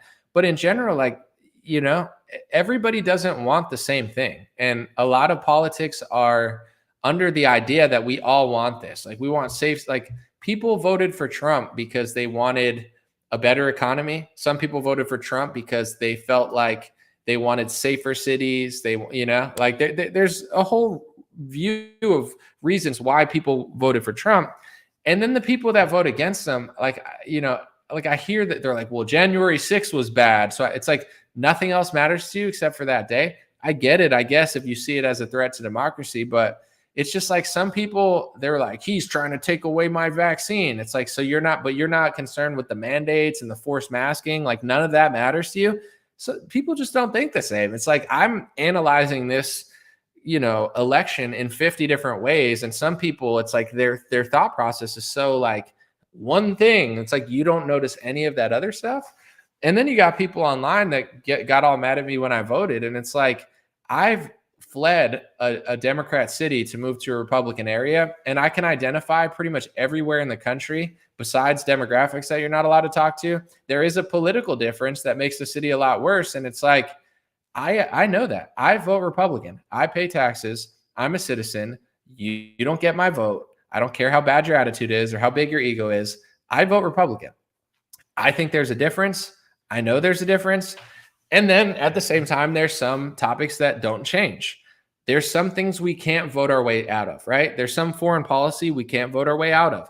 There's some foreign aid that we can't vote our way out of. There's some, speech laws that we can't vote our way out of. I'm not okay with that. I speak about it for a living. But I'm not going to say just because I'm mad at Operation Warp Speed, there's no difference between the two parties. Maybe you're right, but maybe you're wrong. Maybe there is a difference. Maybe if Donald Trump does better immigration, it changes the landscape of America in 50 years and this country looks completely different. I'm open-minded and I'm optimistic, yet I'm cautious, where I'm able to admit that there's different possibilities. But it's always the most angry people that are like, nothing matters. It's like, you're just too dumb to understand how demographics and immigration work, and you're emotional. A lot of it is literal women. Others are just people who act like emotional women. And it's like they can't take 6 concepts and analyze them. So they're just like, I'm mad at this, so nothing matters. Sure, maybe. It's possible. It could be a big show. Could be like a big setup to spike us into the ground again. Or, to me, it does actually make a difference, though, because I understand how cultures and nations and groups work. And if this is all changed, it's going to create a different country in 40, 50 years, but it's whatever. What's the best way to support you monthly, money-wise? Patreon right now probably, but I'll let you guys know too. I've done well on Patreon and subscriptions, but I'm not going to talk about this too long, but it is interesting and it's outside of politics. Like business-wise, when I started Patreon and I started subscriptions, there weren't really many subscriptions out there, right? Now, Hulu, Netflix, ESPN Plus, everybody wants your money. Everybody wants a subscription. You can support me on Patreon, but I'm under delivering and underachieving because it's like, if I do something, I got to believe in it or else I don't do it right. And although I like Patreon and I'm grateful for it, it's like, is an extra bonus podcast really that, like, does anybody really care anymore? Like 5 years ago, it's like, oh, I got a bonus podcast. Now, do you really need more podcasts? Everybody's podcasting all the time, this and that. It's like, I don't think that's that cool of a thing to offer. So you could support me on there if you'd like, or work, my shop. But I'm trying to not waste too much time.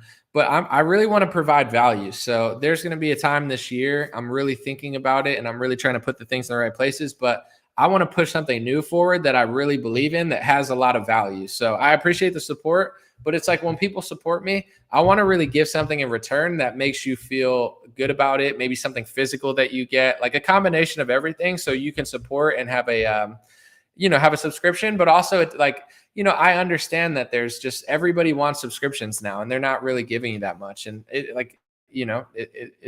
am I really better than Netflix? I guess to some people, but they offer a lot more value. Maybe it's a lot of propaganda too, but you get what I'm saying. So Patreon for now, but I plan on having a better subscription model in the future and something that's, way more valuable. So thanks.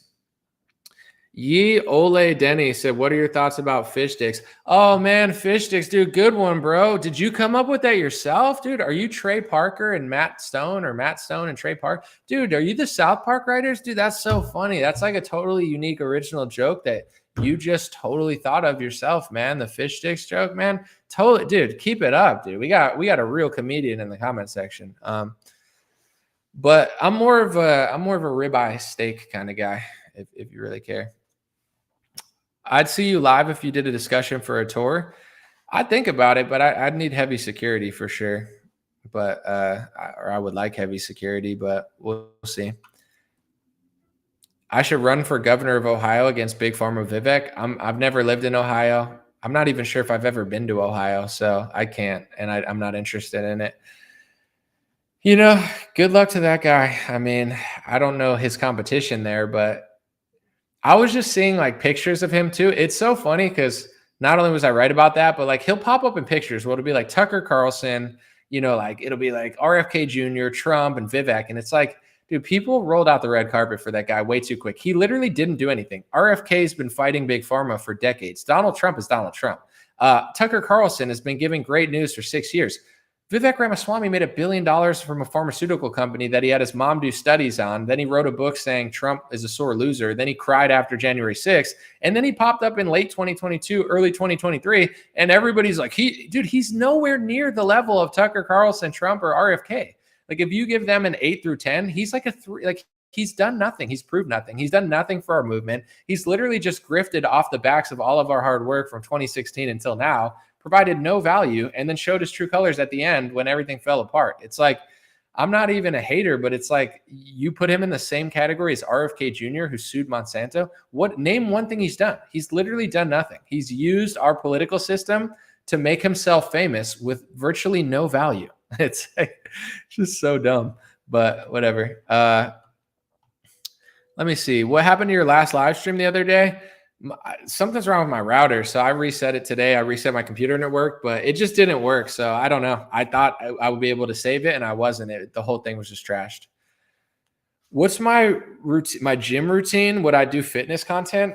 I'm not good enough or disciplined enough at fitness to give you a routine. My personal routine, I walk every day. I try to walk as much as I can. I try to do cardio when I can. I like saunas. I try to eat healthy, but to be honest, I'm in good shape, but I could be in better shape. So we'll see what happens this year. I'm trying to get like really strong, but I'm in better than average shape. I have strong legs. I walk a lot. I've always played soccer my whole life. So I got like naturally strong legs, maybe not naturally, but I've accumulated enough muscle where it's like, it doesn't really go away, but I'm not like healthy enough to make fitness content.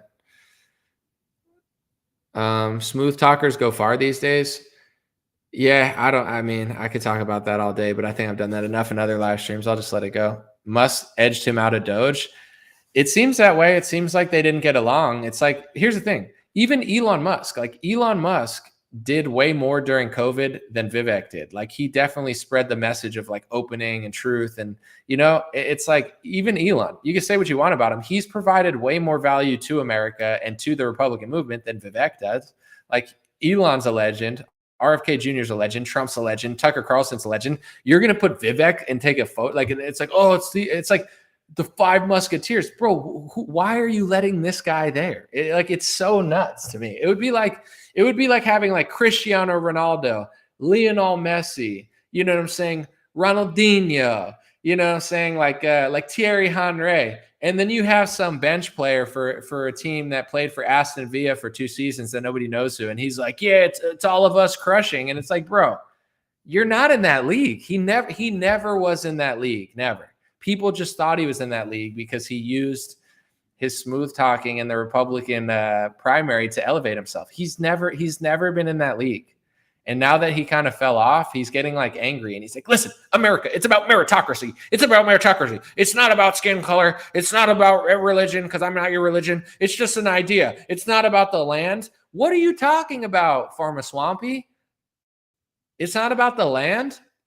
America actually is about the land. Italy, are you going to go to Italy and be like, I'm Italian. I'm just like you. It doesn't matter. Nothing matters. The people don't matter. It's just about ideas. It's about ideas. It's not about the land. Actually, Italy also is about the land. You notice how it's shaped like a little boot? That's the land of Italy. It matters. Land is part of the equation of what makes America a country, as well as the people, as well as the culture. It's not a nation of just ideas. Who came up with those ideas? A certain group of people that, had a plan for this country that didn't include you coming over here doing pharmaceutical scams and telling us it's a nation that doesn't matter about land. It's like these people. They get a few Fox News appearances and people are like, they're just one of us. They're just like us, patriots. It's like, okay. Let's see.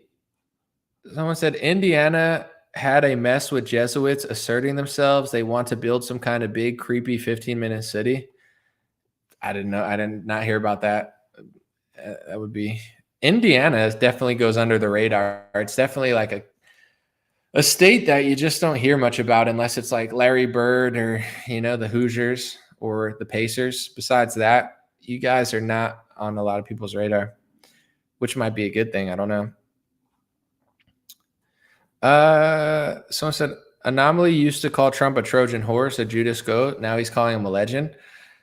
You could be a legend and a Trojan horse. I mean, I said Elon's a legend. It doesn't mean I agree with everything he does. He is a legend. Like, do you know what the word legend means? Like, you go to World War II, every leader, Churchill, Stalin, like these are all, I don't want to say other people's names because then they'll take it out of context, but you get what I'm saying? Like a legend.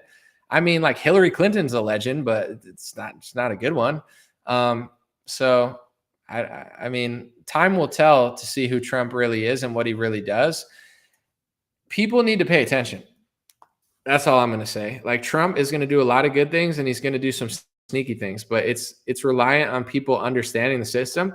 If people don't understand, then it's just like things don't just happen because you want them to happen. People have to be aware. I've said this before and I don't want to bore people, but Americans sometimes think they just deserve things because they want things. I'm not pulling a Vivek and saying like, your culture sucks, but I'm just saying like, just because you want America to be awesome, it doesn't get awesome unless people really understand what's going on, and most people don't. So it's like Trump.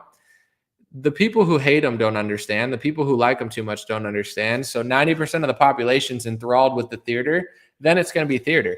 If you can point out the good things, understand that he's a better option, but then still see that there's certain ideas and policies that he's Trojan horsing, then the chances of that stopping will stop. Words have meanings. Words are just words. They don't have meanings. It's all the same. Politics doesn't matter. Words don't matter. Synonyms, antonyms, verbs, languages don't exist. Just blah, blah, blah, blah. See, it doesn't even matter. I don't even have to speak words. I'm running as a Democrat. It's a diverse world. We just make noises and get enough votes. No, I'm just kidding. But you could change your opinion about things with more information. I mean, Trump was a Trojan horse for the vaccine. Trump was a Trojan horse at the time for lockdowns, and he was, he was a Trojan horse, and he still probably is on a lot of things. But I mean, I also think he's a better leader for the country than Kamala or Biden. I don't know, that's just what it is. And I do also think too, it's like, in order to be better, you have to just be better. Like a lot of people in their head, they think they're better than they are. And it's like some of the people that are critics of Trump, they're right about some things, but they're also wrong about some things. And it's like they think they would be a better leader, but they're not even a good leader. And they're not even logical on a lot of topics. Like in order to be president, you have to do a lot of different things. But I don't know. We'll see. Time will tell. Putin wants Fauci extradited. That's a false rumor.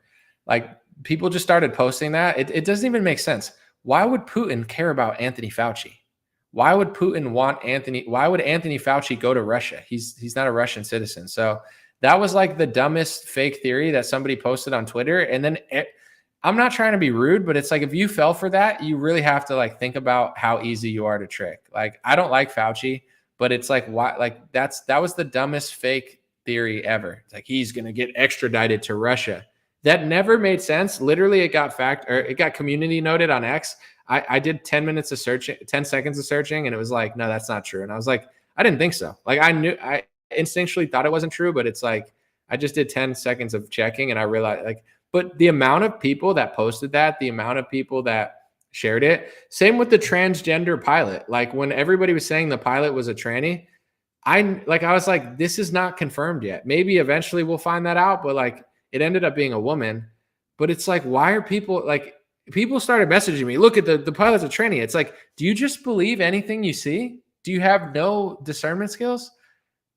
It just shocks me when people fall for the dumbest stuff. And then 2 days later, it comes out she's a woman. It's like, why were you so confident in a lie? That doesn't concern you at all, that you're 100% confident in something that's pretty obviously not true to anybody with researching skills. I don't I don't get it, man. People, this is the thing with bias. That's why I brought up the Bernie thing. I talked about it in length of the podcast that got deleted. I don't like Bernie Sanders, but he didn't take $1 million from Pfizer. Trump did, though, for his inauguration. Bernie took $1.5 million out of $200 million of small donations from people who work in the healthcare industry. That's under 1% of his donations. And people are like, it probably can't. It's like, do you realize that if you think about the whole country and you got 200, say I ran for president, a bunch of people gave me small donations. You don't think I could get less than 1% from the healthcare industry? Probably the healthcare industry is more than 1% of our workers. So that's not even like that hard to do if you're raising that much money.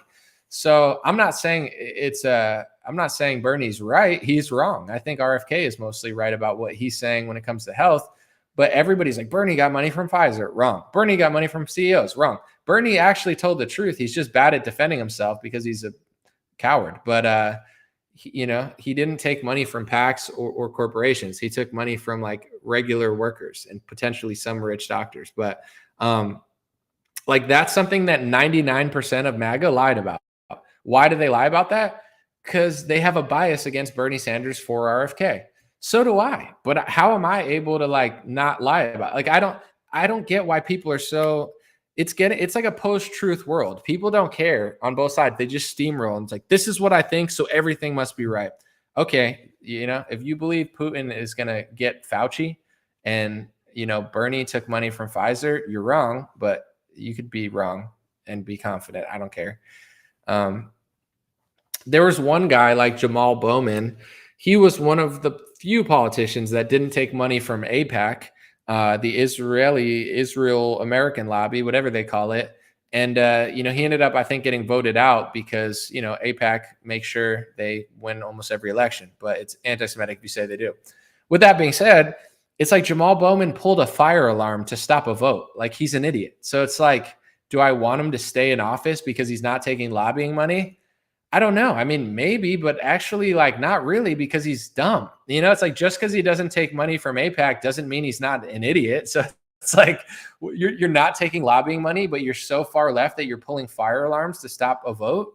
That should be illegal and probably get you kicked out of Congress. It's like, this is what we're dealing with. It's like AOC doesn't take as much lobbying money as some people, but she's still an idiot. Bernie Sanders doesn't take PAC money, but he's still wrong about, it's like, you don't have to lie about Bernie Sanders to not like him. You don't have to lie about Jamal Bowman to not like him. Like, these people, like, under their own merits are bad enough. It's like, they don't even need to be controlled. So that's why some people think that, like, everybody's bought out. A lot of people are bought out, but a lot of people are also dumb. Like, if a riot pops up, maybe someone's funding it, but maybe people are stupid. You know what I'm saying? Like, not everything's being funded all the time by Soros or something. Like, everybody thinks that for every little thing. It's like, if Jamal Bowman doesn't take this type of lobbying money, but he pulls a fire alarm, like, is it possible that some people are just stupid? Is it possible that some people are just angry? Yeah, of course. You don't need to pay certain, like, people will show up to a Cardi B concert, 500,000 of them. Not only are they not getting paid to show up, they're paying to go watch it.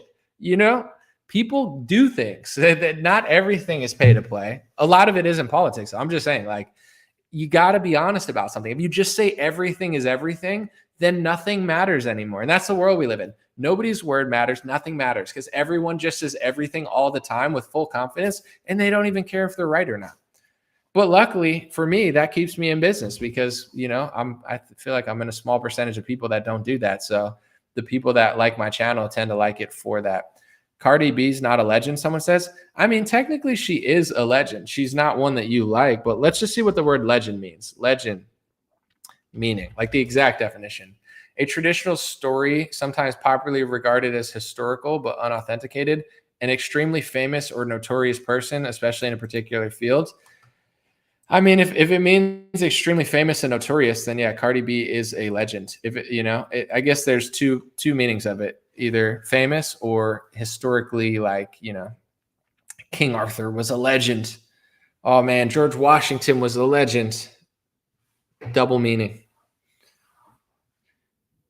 Someone said, don't be a sucker for the Knights of Malta's sloppy disappearance on paper.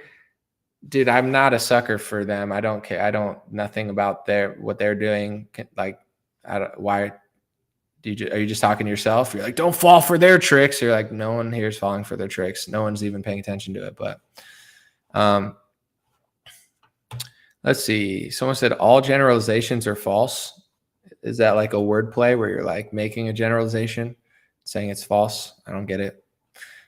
Is that a joke? Is that a dad joke? You're like, are these shoes or are these grills? Are we cooking chicken on these things? You're like, I don't get it. You're like, dude, I read it on a popsicle stick one time. My bad. I thought it was funnier than it was. Let's move on. Legends of the Hidden Temple. That's a great show for sure. A lot of legends came out of that one. Yeah. Someone said, don't be a bigot and muck up otherwise very smart looking chat with that Jesuit class. Are we having like Jesuits and Knights of Malta fighting in the chat or something? I don't, like, no one's stopping you from saying what you're saying. It's just like, you're one of those people that thinks you're way more like enlightened than you are. And it's like, cool, bro. No one's, say whatever you want about the Knights of Malta and the Jesuits. Like, no one's stopping you. No one cares. No one's censoring you. You can make any claim you want about them. No one's going to bother you. Like, everyone's going to be like, okay, maybe there's someone here that's in them that'll get bothered, but not me. So I don't care. Someone said, I'm so sick of politics. Yeah, I mean, I have to do it at my own speed because people get tired of it when you're tuned into the wrong people because it's this constant like and as long as they could keep you like riled up, it becomes a thing. I've had more fun with it this year because I'm taking it lightly. Like on my Facebook, I think I'm at like 94 million people I reached this month, which is crazy. I think that's my record somehow. Like, thank you, Facebook people. But I'm having fun with it. It's like Justin Trudeau says something about Trump. Trump says something about Trudeau. Doug Ford's like, I'm upset. I need more poutine. I'm like, whatever, bro. And I'm posting that. Like, I'm having fun with it because I don't take it that seriously. Like, they're having like this little tariff battle and stuff. You know, like when you care too much about everything, then you start getting freaked out. And when you're listening to like Fox News, they're like, let's go to Maria Bartiromo. She's like, wow, wow, wow, wow. And I was like, dude, Maria Bartiromo is like watching like National Geographic Bird Week. It's just like constant screams. I could say that because she's not going to call me like hateful, you know? I mean, she'd probably not like me because I said that, but it's like, dude, I would hate politics too if that's what I tuned into. It's like, we're like, let's go to Tommy Lauren. And she's like, and then they're like, let's get some angry liberal man who pretends like he's a pastor. And he's like, oh, change will come. And you're like, oh my gosh. You're like, dude, I watched 2 seconds of that. I'll be like, next. But you know, if you consume it properly, then it doesn't overwhelm you. I think it's okay. But I get it. Like I'm tired of a lot of people too. So I have to just filter it and put it out with my own vibe, or else I get tired of it. I can't believe people listen to people like that. And I feel like ethically Maria Bartiromo is pretty chill, I guess, but it's like her voice. Like I'm sure some people hate my voice too. They think my voice sucks for like radio or whatever. But yeah, I'm like, dude, I can't do that. But in general, you know, it's not for me. I'm sure she gets great ratings. You're here for my t-shirt. That's cool. How many pairs of Trump sneakers did I buy? Trump watches and Trump guitars. So like, you know, I bought a Trump house and I bought my Trump house with Trump coin. I had a Trump real estate agent that was pro MAGA. So we did a trade. He traded me a few Melania coins for some Trump coins. And then I did it with you know, it wasn't enough. So I gave him my memorial NFT that I got from Trump that I paid $10,000 for with my little piece of Trump, you know, jacket that he got shot in. He chopped it up and then put it on the Trump NFT, which was digital. But then I traded my digital for a physical version of that, traded that, Melania coins, Trump NFT, got the Trump house. Inside my Trump house, I have a Trump sink, a Trump refrigerator, a Trump cabinets, limited edition Trump windows with Trump screens on them. I got a Trump bed. It literally is like shaped like Donald Trump in the room because my wife hates me now because I like Donald Trump so much. I have a Melania bed. We sleep separately and, you know, she goes out and parties and I'm just there watching Trump on Newsmax, you know what I'm saying? Like any good husband would do. And then I use my Trump coin every day for Uber Eats, but, you know, they never come because they don't accept it, but they must just be liberals or something. I mean, come on. Listen to Maria Bartiromo. She screams at me like a pigeon. And then, what were you asking? Oh yeah. And then in my closet, I do have Trump sneakers. I only have like 7 pairs, which like I'm in a MAGA meetup every Monday. We do MAGA Monday meetups. And, I have the least amount of Trump sneakers. So you can make fun of me for having Trump sneakers, but like I have the least in the whole MAGA Monday meetup. So it's like, I'm not even that obsessed with them. So 7 Trump sneakers, 3 of them are signed. One of them signed by Don Jr., one of them signed by Eric Trump. I couldn't get RFK, so I got Vivek to sign him. I know I'm a little embarrassed now, but at the time I was like, Vivek. And then Trump socks. What was the other question? Trump sneakers. Yeah, I got a few. But I'm not like, I didn't even vote. I just think he's funny. But yeah, no, I mean, it's just like, it's just a lifestyle. And either you're with it or you're not. You're either with me or you're a libtard. So, you know, get on the Trump train or get out of the way because we're not stopping. We're not stopping until we deport every person in this country. I want to deport so many people that no one's here. I want it to be me and the homies and just wide empty spaces of land. You know what I'm saying? 1776 vibes. Yeah, no, but I got a few Trump sneakers. No, I don't have any. Jokes aside, I didn't buy them because I was just like, nah. I did. There was a Trump watch party and I saw someone had the Trump sneakers on there. I was like, it's a good collectible for sure. Good collectible. No, but I feel like it is kind of crazy though. Like, I don't know. You're like, I don't even want to say it, but some like some of these like I feel like a lot of women like they're like attracted to Trump, and like the husbands like they don't even like their husbands anymore because their husband's like, I would get on my knees for Trump, and she's like, oh my gosh, Trump, and it's like I'm just like I get it. He's definitely like a better leader than Biden, but I don't know. The dynamic of a little bit of it is a little much for me. Like I just feel like we watch Trump all day. We got to blow up Trump doll. My wife, if she ever met Trump, I was like, oh, okay, don't want to talk about it. Come on, it's getting a little off topic here. That was a great rant. Well, I'm glad somebody liked it because some probably did not. No, I'm not married. I was just doing a little skit. Sorry. You think I'm married and I have a wife sleeping in a Melania bed in another room? No, I was just, bro. Did you see how mad he got about fish sticks? Dude, the fish sticks. Dude, I got so mad. That's so funny, bro. You're so funny that you're taking a recycled 15-year-old joke from South Park and you think it's funny. Come up with a unique joke that's not stolen from, two script writers 15 years ago. No, can't do that. It's like coming here and you're like, yo, dude, Chappelle. You're like, all right. Like if you did it once in a while, it's like there's funny references to be made. But if you're just like repeating, you're like, dude, fish sticks. You're like, oh, do you like corn on the cob? Huh? It's like, all right, dude. Out of all the comedians in the comments, you're not the funniest one. We got some guy losing his mind over there. He's like, dude, the Jesuits and the Knights of Malta. Bro, no one's stopping you. No one cares. No one's like, he's like, you don't want to cover this up. Like, no one's covering it up. No one's like, someone was talking about something about the Jesuits in Indiana. Bro, I'm not going to lie. I don't know everything. I know nothing about Indiana. I like Larry Bird. The Pacers used to be cool 20 years ago, and Hoosiers was a cool movie. Besides that, I know nothing about Indiana. So it's like, you can't expect me to know every social conflict / lawsuit or like going on in Indiana. Like you could talk about it, but like, I'm not stopping you. I'm not going to be able to really like weigh in on that. Tim Walz said no investment in real estate. Dude, there's a article I found recently, like someone posted it. It was like Tim Walz is the masculinity everybody's afraid of. And it's like, dude, he was squatting. I don't know how to do it because like I don't want to stand up. That's weird. But like he was squatting with his legs like folded open like that. And he was like with a gun in his hand. I was like, he looks like Elmer Fudd if he was gayer and just like weirder, and never mind. I don't know what you could say on YouTube, but it's like that's toxic masculinity. First of all, I've never seen a man stand like that in my entire life. Like if you go look at that article, like, whatever it is, Tim Walz is the masculinity that like MAGA's afraid of. I've never seen a man make that pose literally ever. And I've seen like men do yoga and make weird poses. Not that pose, never. And then he had a gun in his hand with the pose. And it's like, how did you make holding a gun look gay and like feminine? I don't understand how he did it, but it's like the propaganda is so bad that it's like, at least if you're going to run with Tim Walz, be like, Tim Walz is a softer, more feminist leader that, MAGA's afraid of because he's so considerate and thoughtful and kind. Okay, that's good propaganda. Being like, he's just too masculine for MAGA.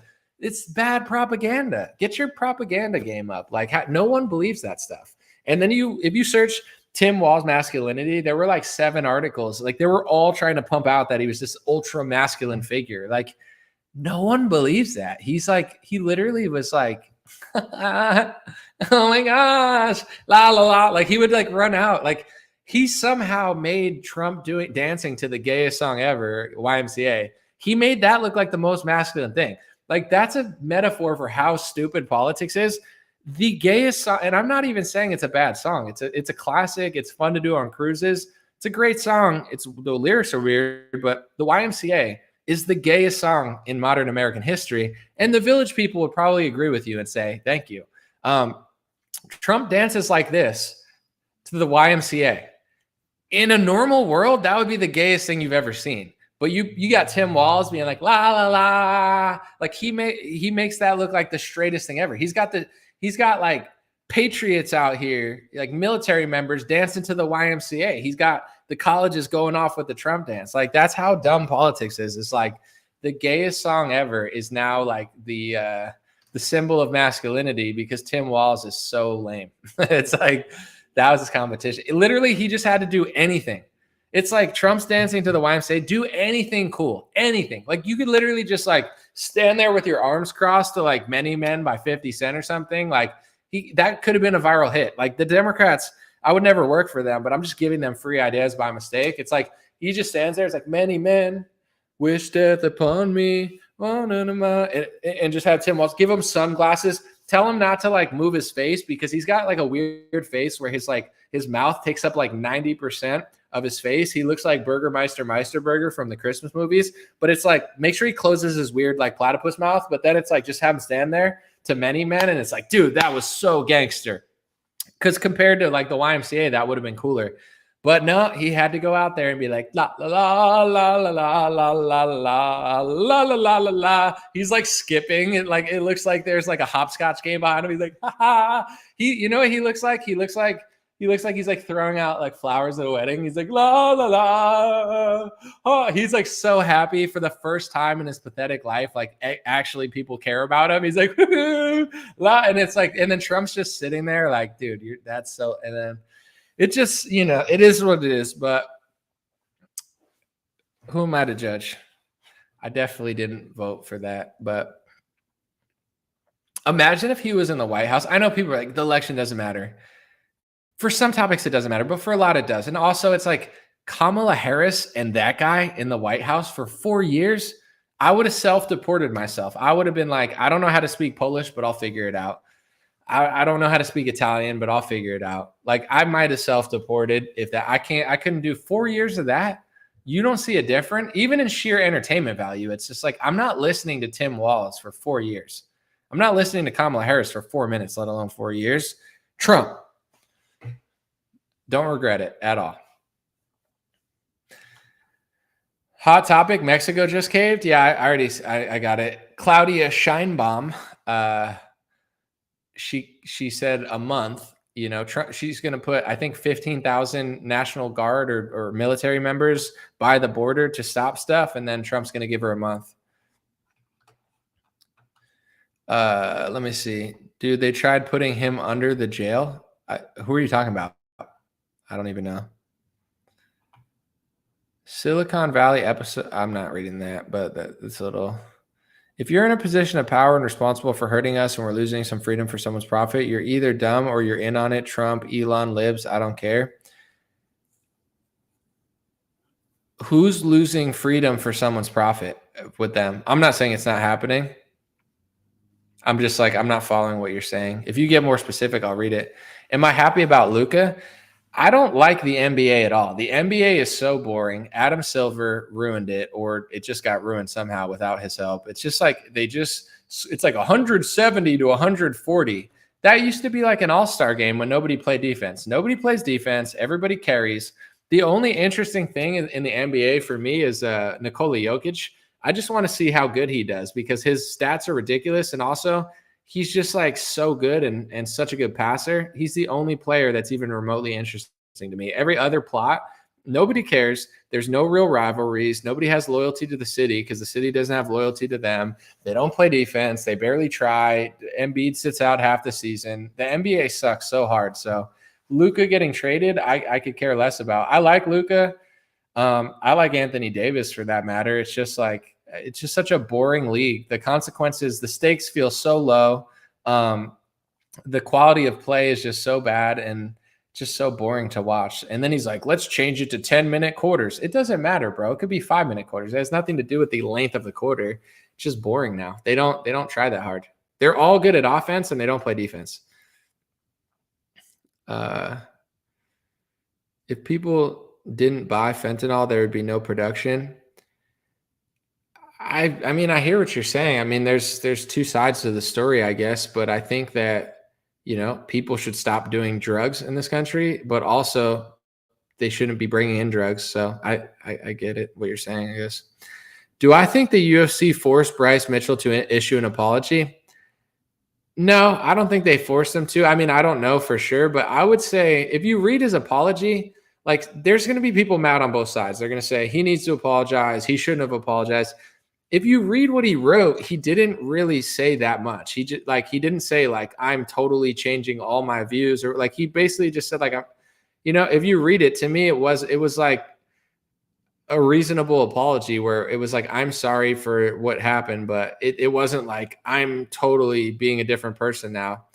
I don't care. Like, it's not my life. So it's like, whether he apologizes or doesn't, that's on him. He's his own person. He has his own beliefs and his feelings and what he wants to do and what not to do. But to me, it didn't seem like a real big apology. It just seemed like I'm covering my bases. I have no problem with it. But it's definitely a way, if you want to make your life harder, that's what you say. But some people don't care. They're just like, I don't care what, like, he fights for a living. Fighters don't care, like they get punched in the face. They risk their lives every time they step in the octagon. They're not afraid of the press. They're not afraid of the backlash. People like Jake Shields, he doesn't really care. I'm sure some part of him cares, but it's like fighters have a different tolerance for, like, oh, I'm so afraid I'm going to lose. It's like, no, I've been in like Bryce Mitchell had a seizure when he was unconscious, getting punched in the face. Like, he's put his life on the line for fighting. So I think I don't know what he's thinking or what he's doing or what he wants to do, but I doubt he really, I'm not going to say he doesn't care, but it's like, I would think that the apology that he wrote, I'm sure he had to want to do it, because he could have easily just been like, I don't want to say anything. I don't think Dana forced him to do it personally. And I don't think that him doing it, I don't think it was a cowardly apology. I think it was reasonable. It was a reasonable statement that he made personally.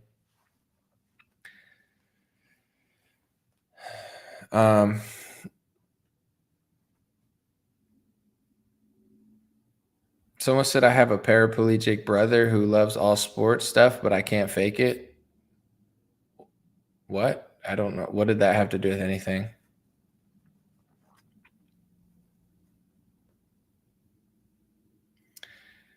Someone said the UFC is just a bunch of gay guys grabbing each other. No one gets knocked out anymore. I mean, that's not true. There's still knockouts, but it depends. When you get to higher level, like back when UFC started, there's more knockouts because people were reckless and they didn't really know how to fight as good. Now, when you're combining all the martial arts and you're getting skilled, the higher up the totem pole you go, the less people seem to get knocked out because they fight a little bit smarter. But Ilia Topuria knocks guys out.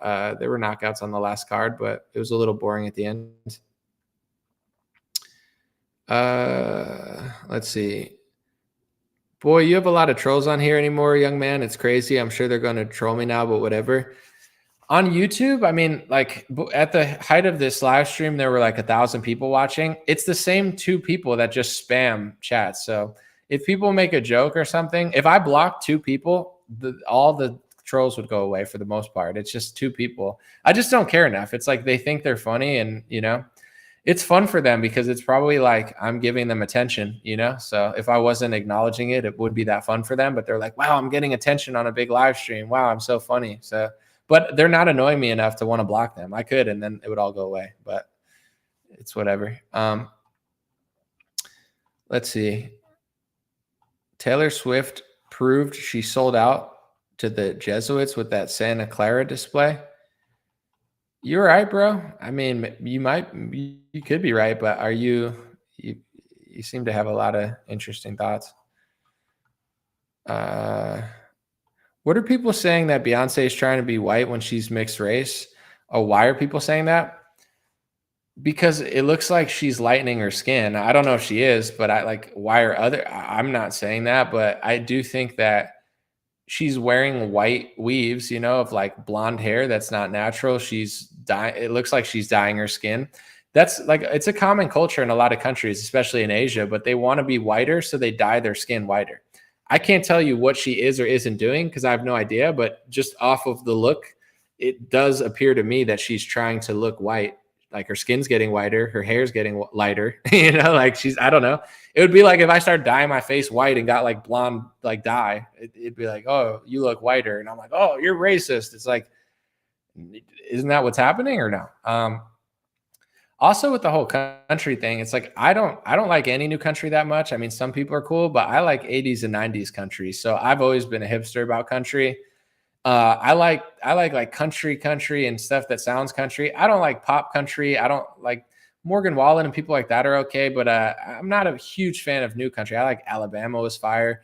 But like New Country's lame. And I feel like with her whole country thing, it's like, yeah, she's from, as people get older, they want to try different stuff. Like Post Malone wants to do country, Beyonce wants to do country, but it does feel like there's some sort of agenda, and then people will call you racist. But it's like when she did the Girls song, who runs the world? Girls. Who runs the world? Girls. I mean, maybe it's a song she wanted to do, but I know how the music industry works, and it's like a lot of propaganda, a lot of songwriting, a lot of push narratives. Like I commented on Charlie CXC's, performance. I said if the Western civilization collapse could be a performance, it would be this, or like a party, it would be this minute and 40 seconds. And someone's like, relax, you just need to get laid. They said that about Madonna too. And it's like, Madonna was a degenerate artist. Madonna absolutely was like pushing narratives and agendas. Like I don't hate her, but it's like, I think rock and roll was pushing a demonic agenda, an anti-Christian agenda. If you listen to music from the 40s, 50s, 60s, 70s, 80s, like there is agendas being pushed through rock and roll. There is agendas being pushed through country, and there is agendas being pushed through rap music. Not all, but they're like, it's up to you to decide. Do you think this is one, or this isn't one, or this is natural or not? But I don't think it's all natural. I don't think it's all just human evolution. I know how labels work. When I was 22, 23, 24, 25, I don't remember now. When I was in my 20s, I got flown to New York City for a record label meeting with an independent record label that put out political music. I was thinking to myself, this is the moment I've been waiting for. I'm too political for major labels, which I'd already had meetings with. They don't want me. An independent label will be perfect for me. So they paid for my flight, flew me to New York City, and I'm in the meeting with an indie label that puts out political music. And the guy told me, stop rapping about politics, rap about women and weed.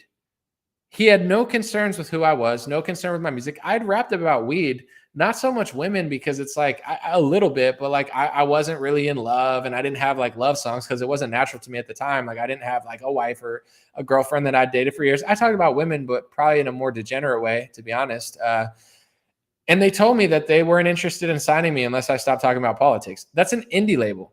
That's a label that was known for political music. What do you think the major labels are doing? So when people say, oh, you're just being racist or you're being hateful, they absolutely push narratives through music. And if you don't do it, they don't sign you. I don't think this. I know this.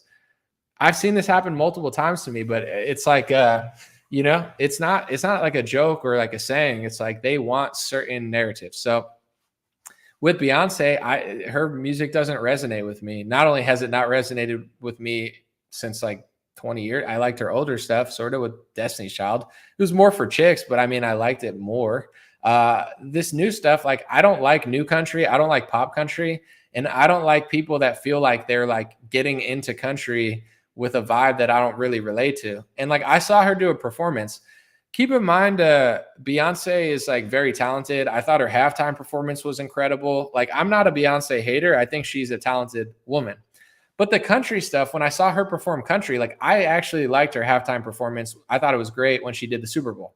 When I saw the country performance, when she did her Texas Hold'em song, it seemed like she was like angry. You know what I'm saying? Like, it seemed like she was like, I'm here. It's like, I don't like it. It feels like an infiltration. It feels fake. It feels forced. I don't like it. I don't like the song. I didn't like the performance. I didn't like the energy. I didn't like her attitude. I'm not like, that's not interesting to me. And it feels forced. It's like, so I didn't care for that like Shabuzi song either. I don't know what that was, but it's like, that never related to me either. I was just like, he just copied what Jaquan's Tipsy song. He's like, here comes a 1 to the 3 to the 4. Let's get drunk out on the dance floor. It's like, dude, I heard that song 15 years ago.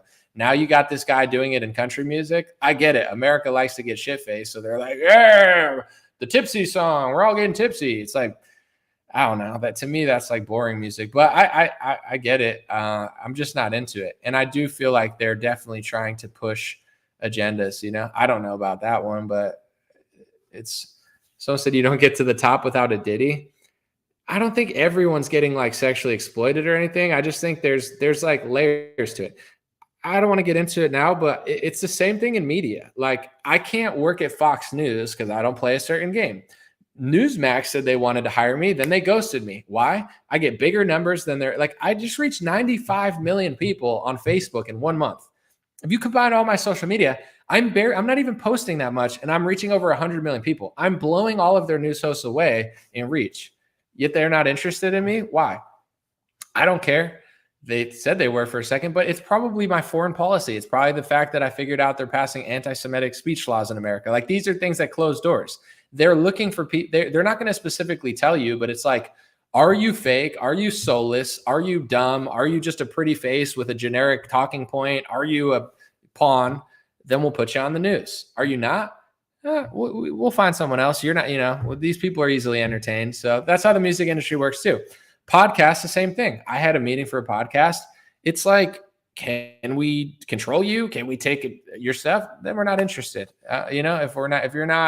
If you're not willing to give up a lot and, not really get that much, then it's like, we're not really interested in that. We want leverage over you. I get it business wise, but everything kind of works that way. So when you watch Fox, it's like they bring on guests that are like they'll bring on like hot chicks that have nothing interesting to say. Like, that's like Fox News. Like, here's a hot blonde chick who says everything that Tommy Lauren used to say, who's slightly angry.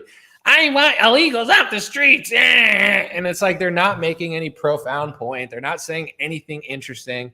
It's literally just everything you've already known and heard yelled in your face by some chick that's like an 8 to 9 out of 10. And it's like, that's entertainment for people, I guess. But they're not going to say Candace Owens. She's very popular, but she'll probably never be able to have a news show now. She doesn't need one or want one, but it's like she's crossed the threshold of what they want to people to listen to, So they'll work against her now. They'll bring on dumb, fake blonde chicks. And not all, there's a lot of intelligent blondes out there. I like blonde chicks. I'm just saying, it's like they'll bring on some puppet to be like, Candace Owens is so hateful. She's so anti-Semitic. Oh my gosh. And that's going to be like, okay, it's what it is. And then in music too, it's like this year, all the awards, it's like, generic country infiltration song gets an award. Generic country infiltration song gets another award. This gets an award. And then Kendrick Lamar is a rapper who I think has been really talented for a while, and they didn't used to give him a lot of awards. So now they're just giving him every award. I mean, I don't know. I like the song, but it's like, I guess there's not really a lot of good songs out there. So they just throw every award at him. It's funny because Drake had a line like that in his diss song. He's like, oh, look, Kendrick showed up to the Grammys. Just give him all the awards, which is what happened in the song that he was dissing Drake and calling him a predator, which is crazy. But I don't know. I think Kendrick's super talented, but as somebody that I've been a fan of Kendrick and I like his music, this is just me personally because Kendrick, he's his own person. He's telling a story. The last couple, the diss track was cool, but the last couple albums, like, it just feels like similar concepts over and over that just don't relate to me. And that's fine. Everything's not for me, but it's like, there's so much going on in the world. There's so much happening. And I feel like if a rapper's not willing to talk about it in a way that I resonate with, then the music just stops resonating with me, especially hip hop, which I really listen to the lyrics. I like the Humble song, and I definitely like some songs that he makes. They're cool. But it's like every rapper that is conscious, the COVID lockdowns happened and none of them talked about it. To me, that was just a little strange. Like, hip hop's important culturally. It's an edgy art form. And it's like, it's always historically spoken out about stuff that nobody speaks out about. It's like they locked everybody, including Black Americans, in their house for months. They made them wear masks for years. They made them hide their nose, their face, their mouth. They impeded their breathing holes. That doesn't make a part that nobody wants to talk about that in their music. Like, they're going to talk about other stuff. So, to me, it just plays into liberalism, even though it's not overtly liberal. It's not like he's super liberal, but it's like, he's not saying anything conservative. He's not saying anything like that's challenging the status quo right now. He's not saying anything about the crazy tyranny that just happened. I just find it boring personally. Like, that's just my, into it. But that's another thing where it's like, he's not pandering to me. He's speaking to what he believes. And it's like, this is where the disconnect is. It's like different people see different things. Like, certain people, they don't even care that the city got locked down. Like, he lives in Los Angeles. He doesn't even seem to want to talk about it. I've never heard him mention it. You know what I'm saying? that doesn't bother you, but then they'll speak about some event that happens halfway across the country that doesn't even really affect LA because it, hits some emotional ties. I understand. I'm not here to rewrite, culture, but that's why, like, when Kanye started wearing a MAGA hat and speaking about stuff like that, it was just more interesting because it's like, whether you agree with him or not, he's speaking about culture now. Like, I can't just hear the same talking points that, like, from 15 years ago over and over. Then it becomes like, it just sounds like somebody that's using big words and saying a lot of nothing to me. I'm not saying that's what's happening, but it's like, he's a genius and he's a great lyricist and he's doing all this cool stuff, but it just doesn't resonate with me. And I don't think he's trying to. I think he's trying to resonate with people who agree with him or who feel the same way, which is totally fine. That's what music is. But that's just how I feel, where it's like, he mentioned it in Mr. Morale. What did he say about it? I guess that's part of it too. I guess I haven't heard every single thing, but I'm sure he wouldn't care about my opinion anyway. It's like he's winning, he's crushing, he's winning awards, he's making money, he's very respected. He's one of the best rappers in modern history. So no, I know where he's from. I'm just saying, what did he say? What did he say about, like, all that stuff? I'm just curious why certain people, they don't, like, notice that, like, economically, especially when you're talking about people and communities. It's like, that sets you back when inflation hits and when they print money and when they force vaccines and do all this weird stuff. It sets everybody back like 20 years. But my, I guess, theory is that, like, I don't know, some people, like, things never change because they never figure certain things out. Even in America, like, we can't expect the country to change for the better if people can't figure things out. Like, if you just keep not figuring things out, then they just keep repeating themselves. Tom McDonald and Shapiro, I thought that was terrible. Tom, I think he's made good music in the past, but to me, I'm not a fan of all that stuff either. No disrespect, but it's like the same thing on loop, and I'm not really into that. I feel like it's very, I don't want to be disrespectful because I rap as well, but it's just like a little cheesy at this point and a little, like, just gimmicky and a little stale. But, I do music and they could hate my music, so I'm not a critic or anything. It's just like, I'm not resonating with either of those two right now. I do like Kendrick's Not Like Us. I think that song is super good. So I get why I won awards. I don't know. That's just how I feel about a lot of hip hop. Like, I do feel like certain people talk about certain stuff and certain people don't. And I resonate with people that make sense to me. But someone said, people can't figure these things out because of all the social engineering, propaganda, toxins in the US, EMF bombardment, endless distraction. Yeah. Let's see.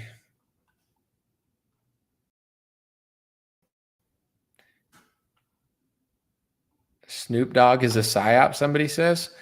I don't know about that, but he's definitely in a lot of commercials now. He's very famous, and he's definitely, like, him and Flava Flav, they're definitely reaping the benefits of being super famous. Like, I see Flava Flav everywhere. It's like a Pittsburgh Steelers game. He's like, yeah, boy. You're like, I get it. Flava Flav is famous. He's not controversial, so he's getting what he can. And Snoop, dude, he's making so much money. It's like everybody in mainstream culture likes Snoop, so he's just cashing out on it. I get it. It's like, why not? He's in a phone commercial. He's in this. He's in that.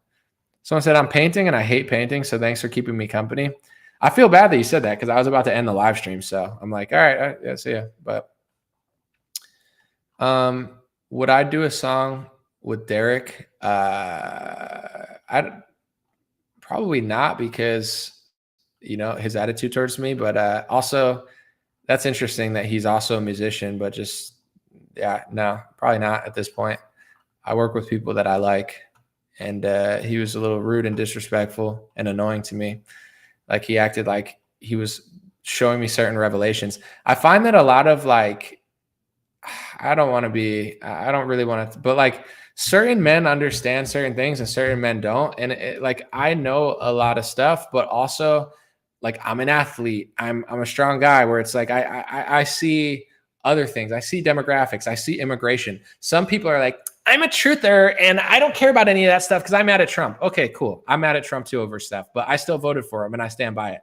Any beta guy or any guy that got mad at me and disrespected me over voting for Trump, I never said I'm not going to do journalism about what he's doing. I just said I prefer him to Kamala.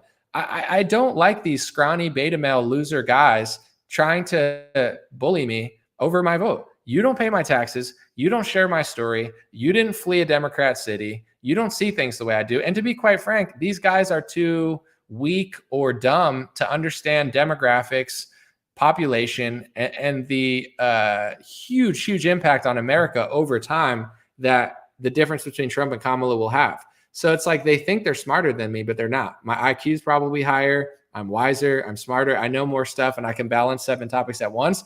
And these loser guys, they attacked me because I voted for Trump. It's like, and then it just so happens that most of them are like inferior versions of me. They're like, wish store anomalies where it's like they're wannabe me's, and So I've never disrespected these people, but they super disrespected me. I forgive, but I don't forget. Now, I don't want to do a song with somebody that is an inferior version of me, a worse rapper than me, a worse news analyst than me. Why would I? That is rude to me. I'm not rude to these people. And then they say all this stuff to me. Like, oh man, it's like, it's so annoying. Someone said your live sucks. Yeah, you're still here 2 hours in. Thank you for being a part of it.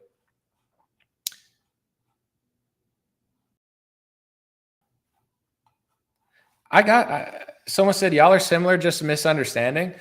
The misunderstanding is these people disrespect me. That's the misunderstanding. They didn't come at it genuinely. They didn't come at it respectfully. They came at it super rude, super accusational, super disrespectfully, and super nasty. I have a right to vote for Trump or not vote. Not voting doesn't change, and I prefer Trump. I prefer his Supreme Court picks. I prefer his federal picks. I prefer his attorney general. I've lived in a city with a prosecutor that's Democrat. I don't want to live in a country with a Democrat prosecutor. I know the difference. If he wants to act like he's some sort of anarchist where he doesn't know the difference between demographics and race and nation and culture and anchor baby rules and Supreme Court picks and prosecutors and the difference of letting in 10 million people versus actually trying to enforce the border, he can tell an audience that's dumb, weak, and fake enough to believe him. I talk to my audience. I don't bother him, yet these people want to bother me because I voted. I'm not ashamed of my vote, yet I could still call out all the things he calls out about Trump. I'm just more honest about it. They don't even understand this stuff. It's like, they're like, I don't even notice. Okay, cool. I don't bother you. I don't stop you from criticizing Trump. I've never questioned you. But these people came on my radar by disrespecting me and being rude and being like, you suck, you sold out because of Trump. I'll never forget what these people said, and I'll never forget what they did. And I'll never forget who did it. I forgive, but I'm not forgetting. So no, I don't want to work with them. They're not coming on my show. There's a million ways that they could have presented what they were saying respectfully, and they didn't do that. They decided to go with I'm better than you. You're bad. You're fake. You're this, you're that. And, they're dead to me now. God bless them and what they do. But it's like, there's a difference to me between a Democrat and a Republican prosecutor. I've fled a city that had a lot of issues to a city that doesn't have a lot of issues. I notice the patterns and I vote accordingly, locally and federally. I don't think Democrat and Republican Supreme Court justices are the same. I know they're not the same. I'm smart enough to balance multiple issues at once. They're not. They're fake purists and intellectually weak men who are egotistical. In order to be wise and in order to be successful, you have to be confident. You have to love yourself, but you also have to be realistic and have self-awareness. When your sense of self-worth is higher than what you really are, and your sense of intellect is higher than what it really is, you just become annoying. You know what I'm saying? You become annoying, you become douchey. And there's a lot of people in that category where they're not the dumbest people in the world. They're definitely not the least impressive people I've ever heard, but they believe that they're more important than they are. They believe that they're smarter than they are. I'm not that way. I don't act that way. I don't talk that way. I don't operate that way. I don't bother other people. Yet I've had a lot of success. Why? Because I do the work. I don't, I put in the work, and it's like, if I am who I think I am, I'll get the results. If I'm not, I won't. And I did, because, it matched up with what I was doing. Some of these people, they're masking their jealousy behind the attacks. Like, people don't pay attention to them. Twitter does not really censor that much. So it's like, why can I reach 50 million people, 20 million people, 30 million people on Twitter saying whatever I want? No corporation, no backing. I've been blacklisted from certain places. Because why are there other people that are more edgy than me that reach a lot of people? And then why do people not reach people? Some people just aren't that impressive. They're not funny. They're not interesting. They don't have a good attitude. They don't have a good personality. They know a few truther things, and then they just have expectations. They expect everybody to give them things, and they get mad when other people don't. I don't care. I don't care. It's like you'll get what's yours if you're actually worthy of it eventually. If you're not getting what you want, then there's got to be a reason. But if you don't have the self-awareness to realize what you're doing right and fix the things that's wrong, then you're just going to be on a miserable path and be a miserable person. And that's a lot of people. I've explained this before too, where it's like, dude, there's a lot of people that I agree with what they're doing. I agree with their takes. I agree with their stuff. And I've met people that are left wing and right wing. Some people that have a lot of similar opinions, whether they're a Trump supporter or a truther. I like someone for who they are. So it's like, if you're a truther, but you're annoying, or you're a Trump supporter and you're just horrible to be with, I don't care that you agree with me. So it's like, I'm balancing certain things too. I have no expectations in this world. Like, people don't have to watch me. People don't have to like me. People don't have to get along with me. Like, I am a product of what I put out there, and I have to earn everything that I get. Some people, they think that people just have to like them. Well, I talk about the vaccines, so you have to like me.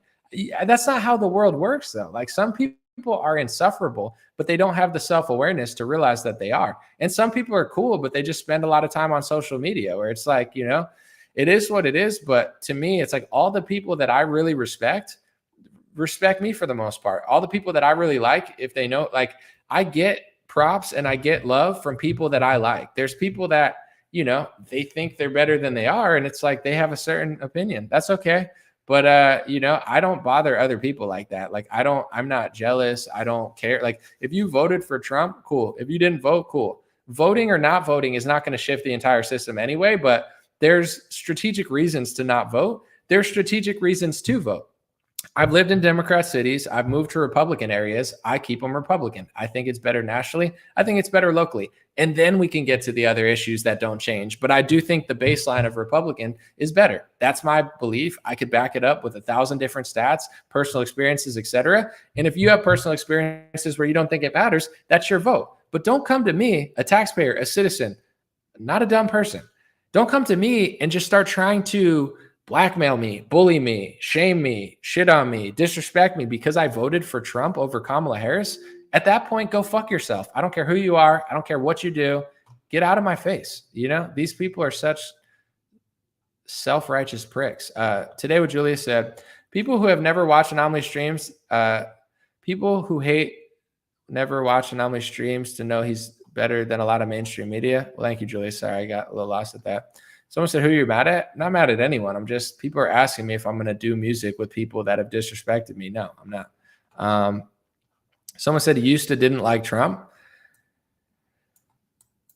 Yeah, I mean, it is like, I don't know. When I do reporting against Trump, people are like, you hate Trump, you're a liberal. When I agree with some things he does, they're like, now you like him? It's like, I liked him before I didn't like him. I liked him, and I wrote a song about it in 2018 before most people were making Trump songs. I made one of the first and definitely the biggest Trump song at the time before there even was a genre.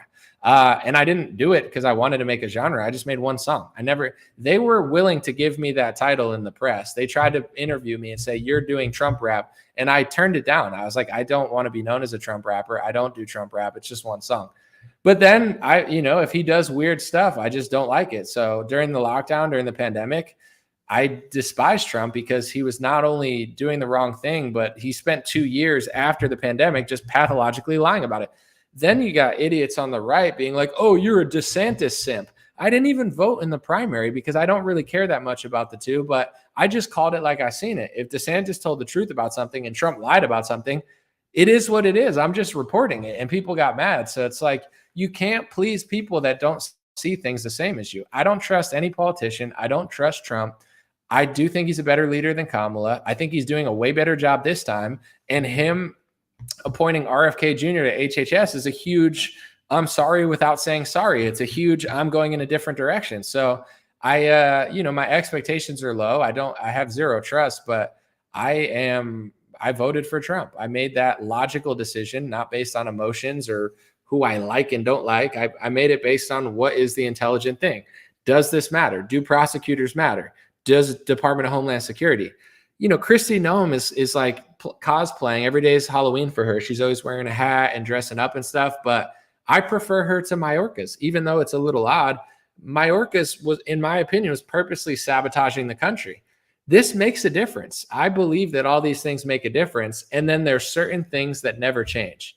But just because certain things you can't change doesn't mean that the election completely doesn't matter. And also, I know this just watching a corporate and business standpoint, because Trump won the election, because Republicans swept, because all the top podcasts are right wing, people are admitting defeat and they're moving the culture that wouldn't change with an election because they realize they're losing numbers. So it's like even the cultural response to the election has shifted the country in a direction that I agree with more based on the statistics of who did and didn't vote. So it's like what I'm saying is more intelligent than their analysis. Their analysis is not as smart as they think they are. Yes, there's certain things, there's certain AI, there's certain pharmaceuticals, there's certain foreign countries that you can't vote your way out of. I'm not saying you could vote your way out of it. I'm not saying all your problems are going to be solved, but there's also demographic differences, appointment differences that do matter. It does shift life. It does change the landscape of America. It does change the judges. I'm not an anarchist. I don't believe in no government. Some people do, and I'm cool with that. But it's like I've never been that person. I'm more conservative. I'm very libertarian in some ways, but I don't believe in no government. I don't think that makes any sense. But I have friends that are super libertarian and anarchists that do believe that. They don't bother me. They could disagree with me, but they're not like, I don't take disrespect and people being rude and accusational and hateful when I don't even know who you are. I got friends that disagree with me that they could come on the show and debate about it. They can disagree, but there's a way to disagree respectfully and there's a way not to. And it's like, if you're going to disrespect me, you better hope you're right. Because if you're disrespecting me and you're wrong, then that's just embarrassing. So it's like a lot of these people, they're just jealous and they're just like, I know better. I know this. I know that. Okay, sure. Then just go to a Democrat area and tell me it's the same as a Republican area. And like I said, when it comes to ethnicity, when it comes to demographics, when it comes to culture and nation and the shifting landscape of America, a lot of truthers, they don't think about that. They don't talk about it. They don't know about it. They disagree with me on that. They think none of it matters at all. I disagree. I think that all of those things play a role in the shaping of a nation. And I think that Trump and Kamala have a different idea of what to do with that. We could have a debate about it, but it's like, to me, they don't even think about that. They're like 20 steps behind on topics like that. You know, where it's like, it doesn't matter to them. They don't think about the Hart-Celler Act. They don't think about where people are coming from. They don't think about immigration. It doesn't bother them. They're just like, I'm just mad at one topic and that's all I care about. Okay, sure. That's fine. You have a right to do that. You have a right to report on it. But it's like, if you step to me, now you want a debate. Now you want an argument. You're not going to win because I know what I'm talking about. So it's whatever. Someone said, love it when you have Clint from Liberty Lockdown on. Yeah, and Clint is super chill. Like, he disagrees and stuff, but I also like him. Like, I like going back and forth with him. Certain people, like, I've debated, and I'm like, I just don't like that person. It's not because certain people I've debated and they've challenged me and I've challenged them, and I'm like, I like that guy. That was fun. Other people, I'm like, I just don't like them. So Clint, I like Clint. He's fun to talk to. He knows he could say whatever he wants, and the only consequence is me disagreeing with him. You know, like he knows before he comes on here. I'm like, you could say whatever you want. You could disagree with me. You could say I'm wrong, but I like his energy, and it's like it'll be fun. But it's like when you're talking to someone in person, disagreeing is a little different because when you're just typing and talking shit to somebody in type, you probably wouldn't be doing that in person. And some people, it's like they type to get attention. You bring them on the podcast and then they don't even disagree and want to debate because they don't know what they're talking about. Like, I've brought certain people on that were talking all this shit to get my attention, right? This is why I don't do that anymore, because I don't want to reward people to do that. I get them on. They don't disagree with anything. It's like they just got mad at a text that I did and then they text back and then they get on. Like, you're talking about, there's certain people I disagree. I mean, I agree with on like 99% of stuff. The difference is they constantly disrespect me, but they're not that good at what they do. Like, they're probably just like, I don't know what it is, but other people that I've debated before, it's like I mopped the floor with them in a debate, and then they spent years groveling to me, trying to get on my good side, apologizing to me, and then publicly they're talking all this shit, and I don't care enough to even talk about it. But it's like, you know, people, they just see videos and it's like, oh, he said this, or I'm mad at Trump, so that makes sense. It's whatever. I'm not stopping anybody from watching content, but it's like I've beaten people in a debate so bad that I psychologically broke them, where they apologized to me for 2 years until they spiraled again and had like a little mental fit, you know, that they're trying to convince people in their audience that it's like some sort of profound analysis. And the thing is, like, if I'm right, everybody will figure it out. Like, there's people that I've debated before that have ended up getting arrested, you know what I'm saying, for other stuff. Because it's like, if you're genuinely a bad person and you're doing bad things to your significant other or whatever, and you're a weirdo, it's like, it's not about me. I'm trying to get off your radar. You can go bother someone else, and in 5 years you'll hear a headline about it. So it's like, you know, when I say something about Vivek, it's like, if I'm right, then it'll be revealed in time and I don't need to do anything. If I'm wrong, then he'll be who you thought he was. It's like, I'm not really concerned with proving myself. It's like, I just distance myself from certain people, and usually they are who I thought they are. And then there's always going to be some massive weird moment. Like, I'll read your super chat in a second. But in general, like, I've met people that I knew that I just instinctually I didn't like their energy. I didn't like how they moved and stuff. And certain people were like, do you want to work with this person? Do you want to do this news thing with this person? They're trying to like, and I said, no. I said, no disrespect. I was like, I like that person. I'm not trying to like talk shit behind people's backs or anything. But I told him, I was like, the way they do stuff, I don't connect with it. I don't really trust them. And I just thought they're like, something feels off about it. Like, I could just see right through it, where I'm like, I'm not mad at them. I'm not trying to talk trash about them. Do I want to connect my business with them? 1,000% not. No. And then a year and a half later, they do something crazy or something really weird happens and they have this massive meltdown. And then it's like, everyone's like, oh, dude, you were right about that. Because I could tell who somebody is. Like Clint from Liberty Lockdown, you know, he's a chill person. I mean, I don't know everything about him personally, but like, it's like his energy, the way he communicates and stuff, it's very respectful and it's very genuine. Other people, it's like, I could just see right through it. I'm like, dude, like, you might like their channel, but no, I don't want to work with them. And then like something always happens and they're like, oh yeah, how'd you know? I don't know. It's just like the way people act. Some people I don't act that way. So it's like, if I wouldn't want to be friends with that person, or I wouldn't feel comfortable going out with them for an hour and having a drink, then I probably shouldn't work with them, because something's so off that I feel so, repelled by, to some extent. $20 super chat, Vegas 1996 or 96. Sorry, I added letters or numbers. Oh my gosh. The book Who We Are is a great book by Sam Huntington. Race, culture, religion, ideology, and are the four strings that keep a society together. Without it, those collapse. Thank you, Vegas. I appreciate it. I'll check it out, or I'll look into it.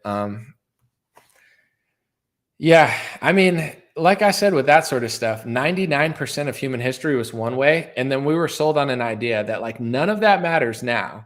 And that's where I disagree with certain anarchists and libertarians. Like maybe everyone has a different opinion, but like, some of them are a little more hardcore than others. But like government is one thing. It's definitely an interesting conversation. It's definitely worth talking about. It's important. But outside of government, the people matter. Like the people matter. The community matters. Places like Maine and Vermont are liberal, but they're safer because of the people who live there. I mean, that's just statistically what's going on, even though you're not allowed to say it. So it's like, on top of pharmaceuticals, there are multiple conversations you could have about America: ethnicity, nation, culture, language, lobbying money, foreign influence in America, etc. Like all of these play a role. But I feel like a true person can see all of them and then kind of make their decision. When someone gets so blinded by one aspect of it, like certain people are really good at calling out the pharmaceutical industry, which is awesome. But then they just get mad at everybody that thinks about other stuff sometimes. And it's like, you're just a one-trick pony, like I got really popular talking about the pharmaceutical industry, and that's a huge part of my audience. But I'm not a one-trick pony. Before that, I was popular for talking about something else. After that, I get a lot of views and cultural conversations about something totally different because I know a different stuff. Some people, it's just like, I hate the elites and that's all I'm known for. I just hate the elites. Cool. If I put you as the president, are you who you think you are? You might be, but you might not be. You might just be good at pointing things out. Like I don't know. Even when it comes to like the government, our government is corrupt. But the thing is, if you took certain things away, you could definitely slash certain programs, but the world is not on your side. China's not playing fair. Israel's not playing fair. Saudi Arabia, like all these countries, Mexico, everybody's not in agreement of your philosophy. So any good philosopher needs to understand that not everyone has the same mindset of them. And this is an issue that I notice so much, and it makes you, it's outside of even politics, being considerate. What makes you a considerate person? People like considerate people. People gravitate towards people that are considerate because you're not just thinking about yourself, you're thinking about other people. So they like that. If you just think about yourself, people don't like you most of the time because you're annoying and you're just rude and you're disrespectful. I'm a very considerate person. Like I walk around, I hold doors open for people. Every time I hold a door open or I wait for someone to come in, they're always like so shocked. Like, thank you so much. Like they can't believe that I did that because everyone's so selfish. Like I was raised right. But also when I'm out in public, I'm just like not just thinking about myself. Sometimes I'm busy and I'm rude by mistake, but for the most part, oh, there's a woman coming with a family, hold the door open for her, make sure she gets in. There's a woman with her child walking this way, wait, hold the door open. Most people, they don't do that. So then it's like, it's just rude. But anyway, when it comes to politics, everyone just assumes everyone thinks like them. Yeah, you don't talk about race, but they do. You don't think about race, but they do. You don't think about 100 years in the future, but they do. So they're going to beat you and you're going to have to live under their rule, even though you don't know what they're thinking because you're like, I think this way, but they don't. So they're going to win because they're thinking deeper. You know, it's the same thing with these sort of politics. Like there's a lot of people that they don't consider everything because they're just thinking how they're thinking. This is what I think. So I'm right. And I'm mad now on Twitter at this person because they're not saying what I want. Are you sure that you're even right? Are you sure that you're covering all bases? Like I said, 99% of truthers who got mad at me for voting for Trump, they don't ever talk about demographics or immigration. It's just not a topic they care that much about, right? They're more interested in the conspiracy of like, they're all working together. The left and the right are the same. This country's taking over America. They're not like that, which is true to a lot of extent. Like a lot of what I just said is literally true. But it's like there's other parts of the equation as well where it's like they're just not interested in other topics. They're not interested in like analyzing left-wing versus right-wing prosecutors. They're not interested in the very real difference between Trump and Biden's border policy. Like there are differences. I know it for a fact. I've seen the legislation. I've talked to the reporters who literally stand in the river and interview people. I know that there's differences. But some people that are only interested in the conspiracy of both parties working together, they don't want to cover that. So they just act like it's not happening. And anybody who even thinks about that is wrong, which makes them wrong. You know what I'm saying? They're not that smart. They're not that interesting. They're not that revealing. They're just, I'm also interested in the conspiracy of both parties working together. It's got me smeared by the press. It's got me basically banned from the news. It's got me disinvited from events, and it's got me blacklisted by multiple media organizations because I talk about the conspiracy of both parties.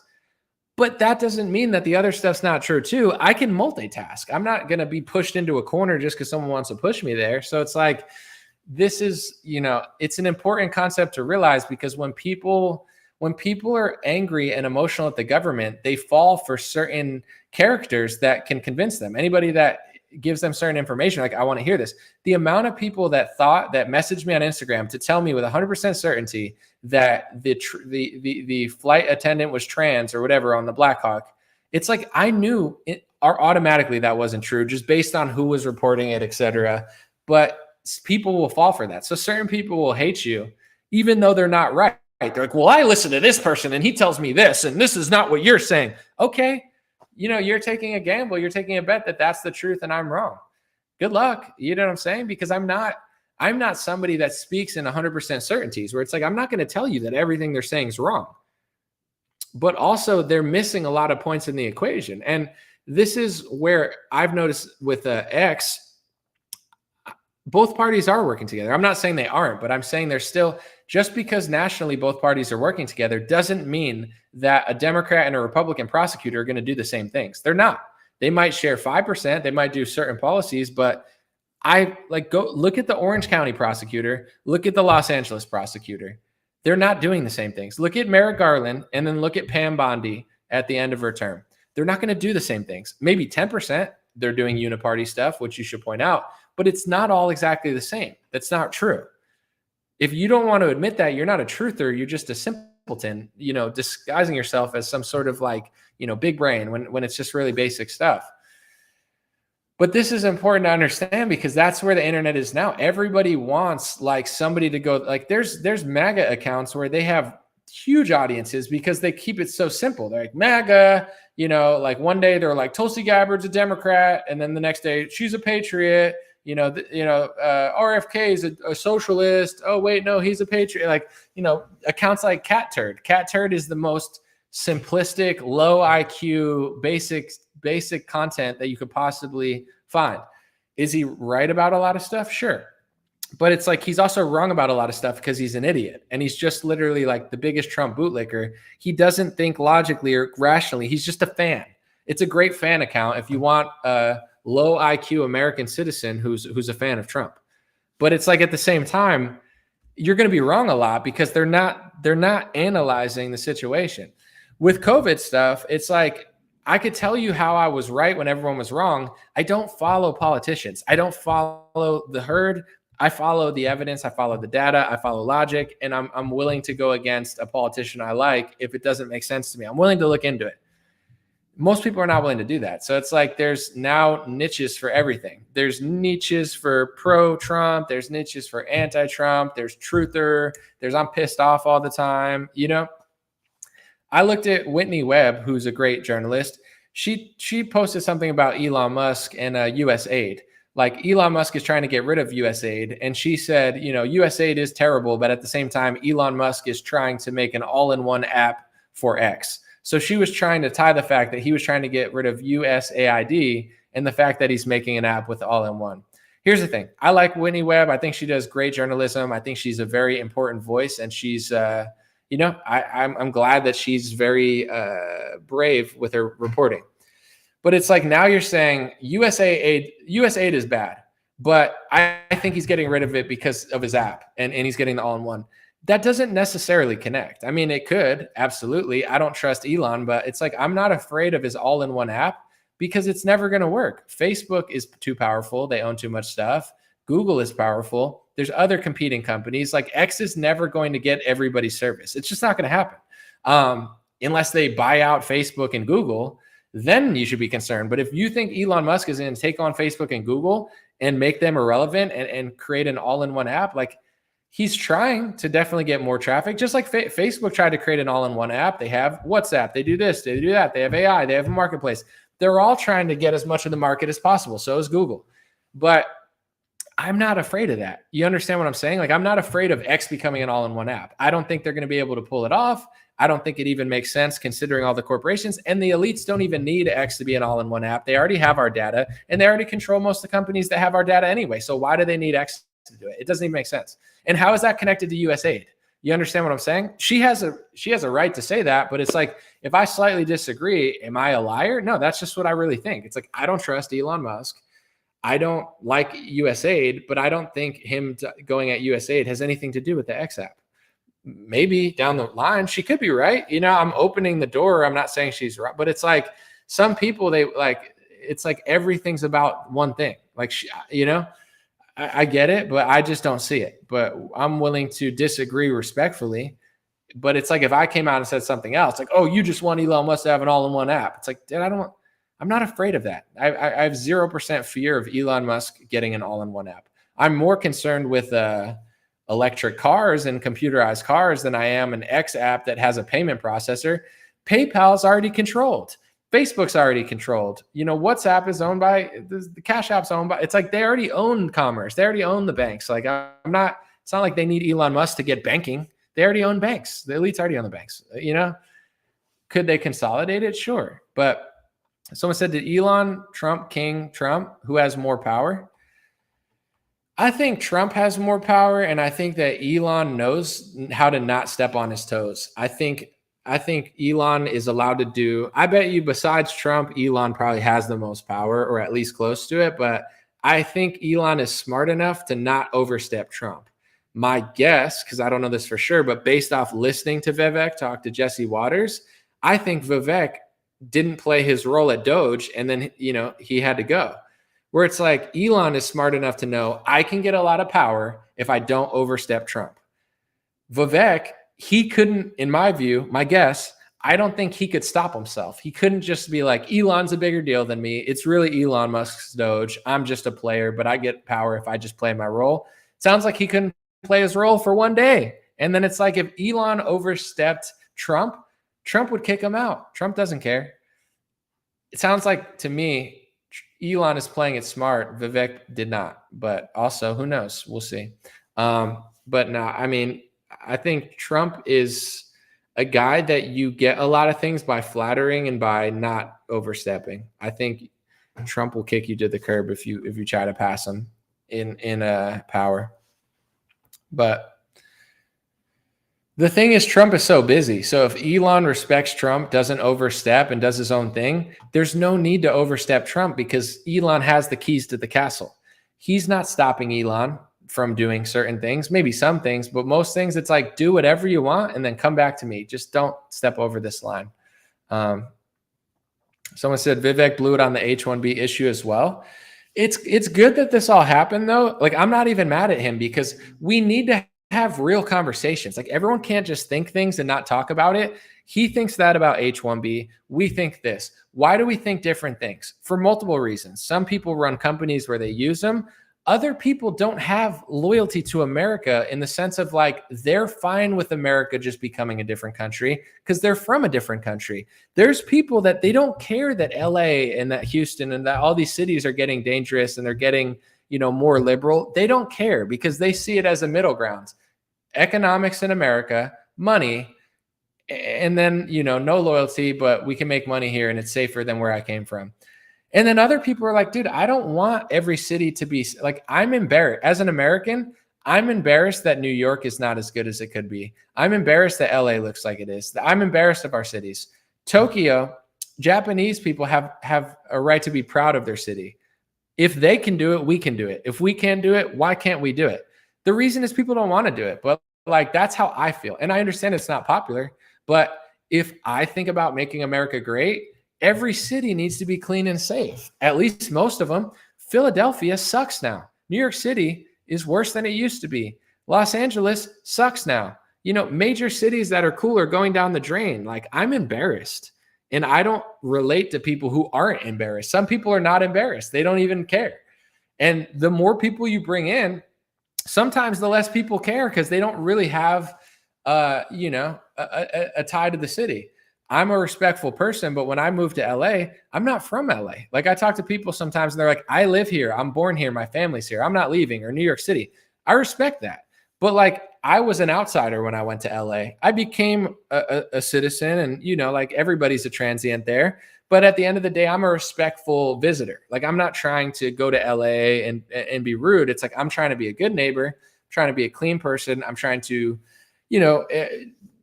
I would say, like, add to the economy and bring value. And then eventually I decided, I'm out. But I think with the H-1B situation, it brings in nation. And that's a conversation that most Republicans are not willing to have, or Vivek might think differently. To me, I do think America is about people and the land. You can't just bring in 80% of another country and be like, it's still America by name, but everything else changes. And people have a right to not want to change it. If you're Indian in America, not always the case, but like, you might be fine with 70% of America being Indian. I'm not saying it's going to be, but like, you might prefer that. Like, that might be what, if you're Italian, you might want 70% of America to be Italian. I get it.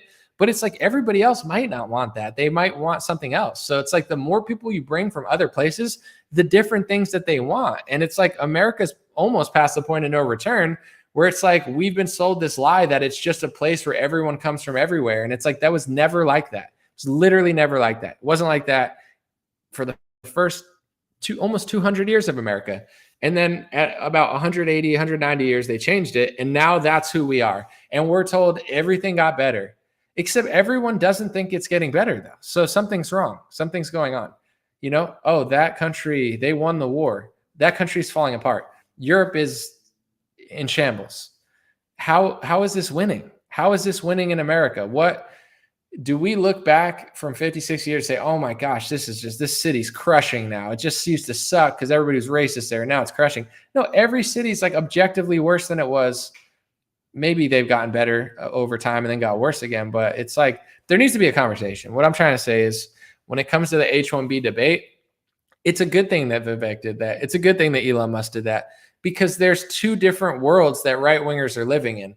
One that is very surface level and basic, and one that gets a little deeper. And not everybody's in two categories. There's fringes and such, but it's like most Republicans don't think this way because they don't talk this way. They're doing everything very basic, but very basic stuff is what got us here. It's what gave us George Bush and Ronald Reagan and all these people who were nice, but they made a lot of mistakes that led us to this direction. And it's like Trump was supposed to be symbolically the end of that and the return of something new.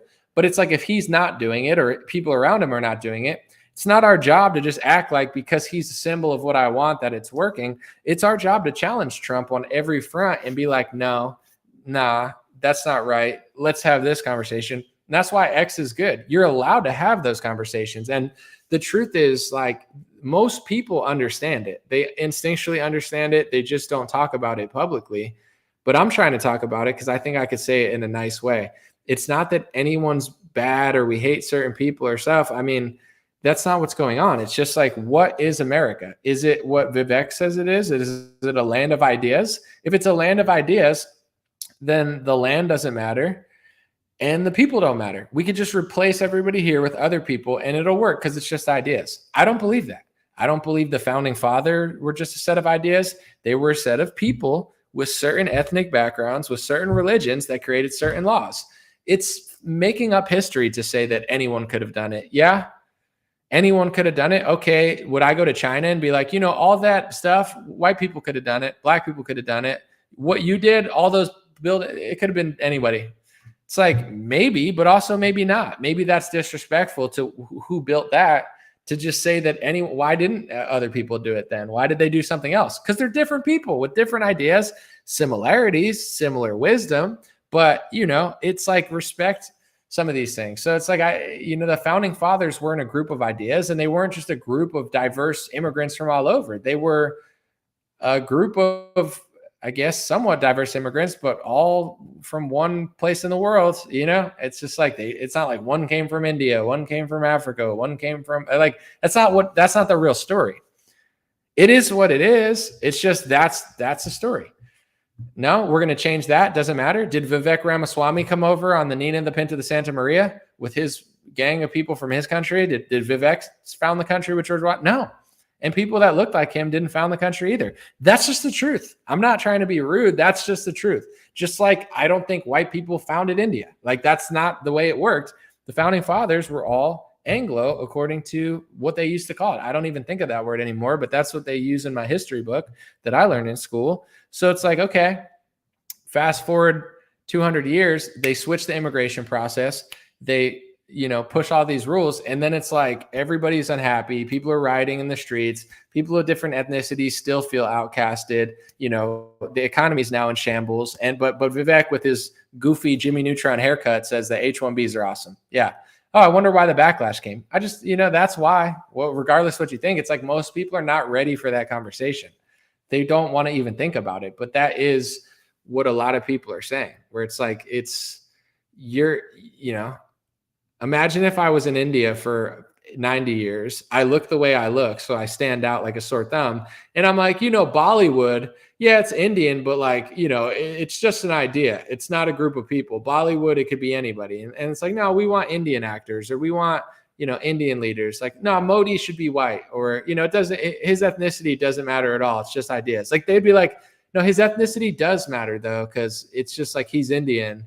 And he looks like me and all the actors, we like our actors to look a certain way. It's like, should I call him racist? No, you should have gay black actors and white trans actors. And, you should bring Asians, Chinese people. And, you should make sure to have like Greeks and Italians in your movies. And it's like, do they have a right to be like, nah, is that racist if they tell me no? It's just like only America and Europe thinks that way. Europe has even less reason to think that way because Germany, France, Italy, UK, it's so obvious. Like these are countries with huge backgrounds, and America thinks this way because we're told we're an experiment, which is true. But they're like, we haven't always been this way. We've been this way for 50 years. And in those 50 years, everyone doesn't have to believe it's better. They don't have to. It's like when people move to Florida, when they move to Florida, they're like, yo, we're full. They're not hateful. It's just like they don't want more people, because the more people that flood it, they notice their everything gets worse. Like I talked to people that lived in Orange County like 30 years ago, and they're like, it was better 30 years ago. It was less crowded. It was cooler. It was safer. Like everything was better about it before. People have a right to feel that way. Even if I'm new to a city, it's like I can't just be like, it's better because I'm here and people like me. It's not always the case. Like people have a right to want to stop people from coming certain places. And to me, that's the conversation that needs to be had. Every side needs to be honest. It's not going to happen because not everybody's honest and respectful, but be respectful, be thoughtful, but be honest. Because if we all just pretend we're thinking stuff, everything's just going to keep going the same direction. But it's like, we need to really have a conversation about what people want. Because it's like the more, there's two ideas of what America really is, not just on the left and the right. That's massive different. Right wingers want one thing. Left wingers want one thing. Republicans want one thing. Democrats want one thing. Conservatives want one thing. Socially liberal people want one thing. People that like America want one thing. And even within that pro-America group, there's people like Vivek, and then there's people like Sam Hyde. I tend to agree with Sam Hyde more, even though he's a little crude with his humor, but it's hilarious. But it's like, I agree with him more than Vivek. Like I'm not impressed by a pharmaceutical billionaire who made a bunch of money, like with a that's not impressive to me. To me, that's considered immoral. I think it's not like, oh, you made a bunch of money. Like, yeah, if Vivek never came here, like, do you think we'd be suffering as a nation? Oh, who would have done pharmaceutical IPOs? Someone else with no soul, somebody else with, with ambition to make a lot of money and get power. Like this is not some great achievement that was brought to our country. But they think like, oh, well, I came and did health insurance. Well, I came and pretended I was Tony Robbins. Well, I came and made a lot of money. Well, I came and cosplayed Trump. Well, I came and read a script.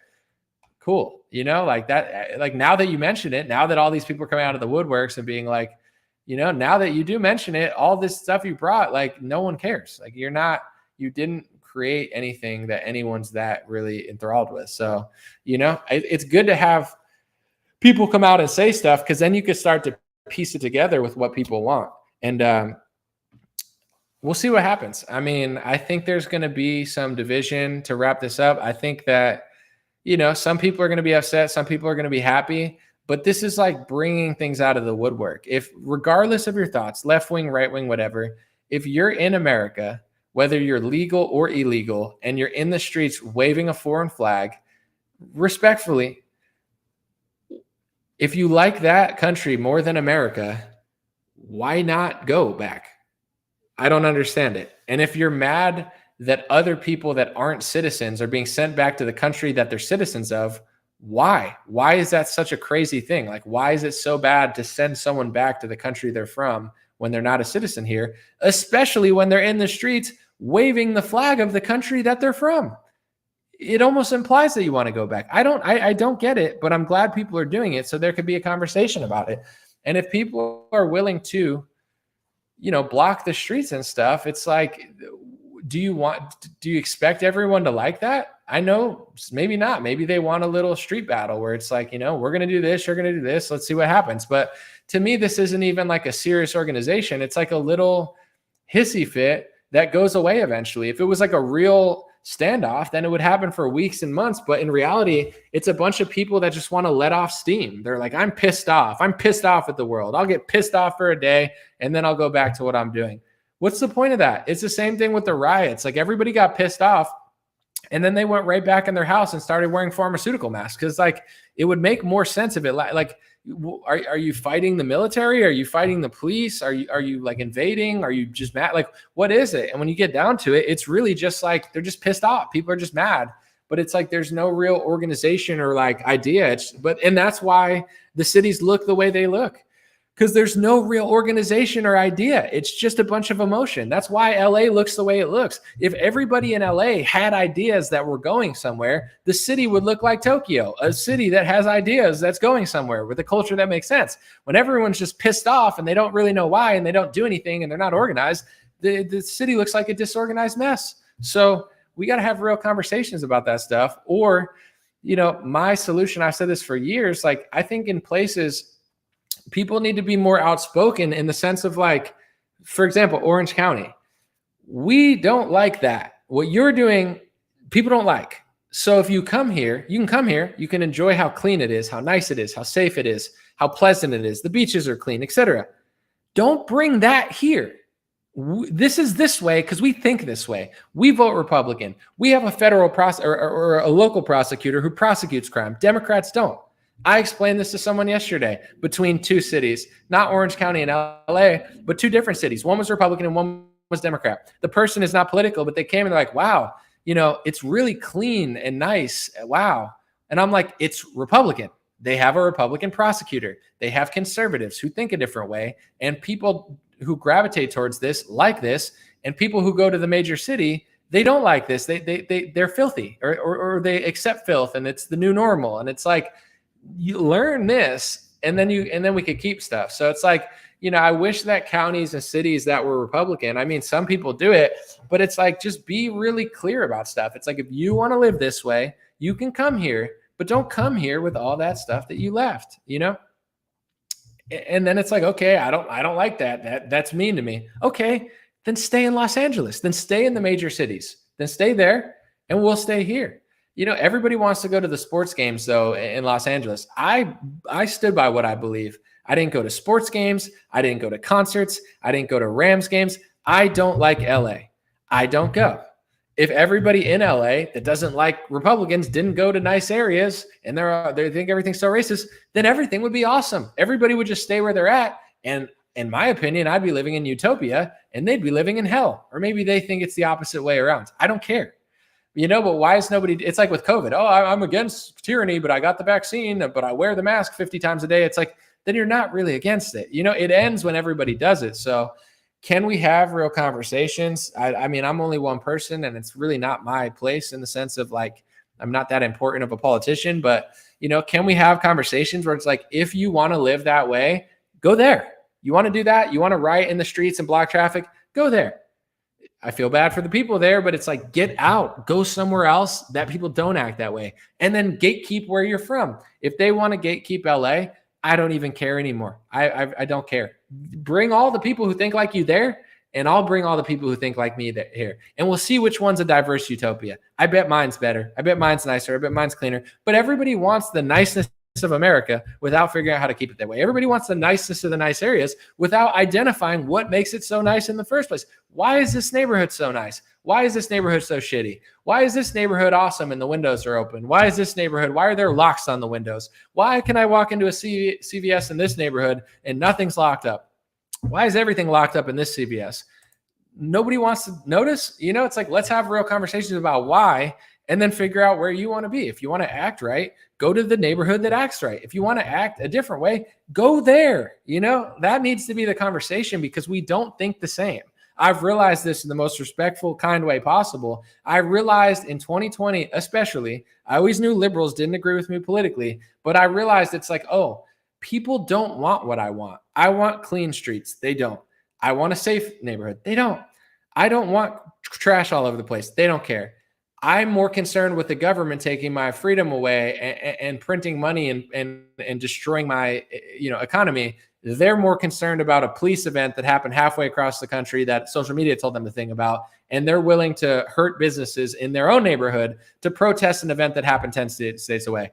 We're not the same, and it's okay. You could think you're right. I could think I'm right. I'm okay with that. But I don't want to live around people like that. And I want places that don't have people like that to gatekeep their places. Come here. We're the nicest welcoming people, but don't bring all this backwards philosophy. And if you don't think it's backwards, then stay the places that think that. Stay in the cities that think it's normal to block traffic. Stay around people that think it's okay to burn down buildings because you're mad at an event halfway across the country.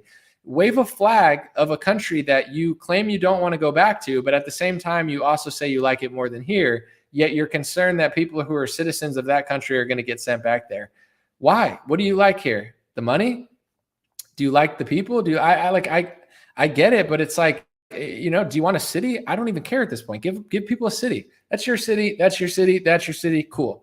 These cities are not like that. So just stay there. You know, I don't know what the solution is, but it's like, I think all of these things are bringing out the issues, and the only way to get there is to have a conversation about it. Because I think when everything's politically correct, everyone just assumes everything's better now because my history teacher told me we won everything in the history and all the racism's gone.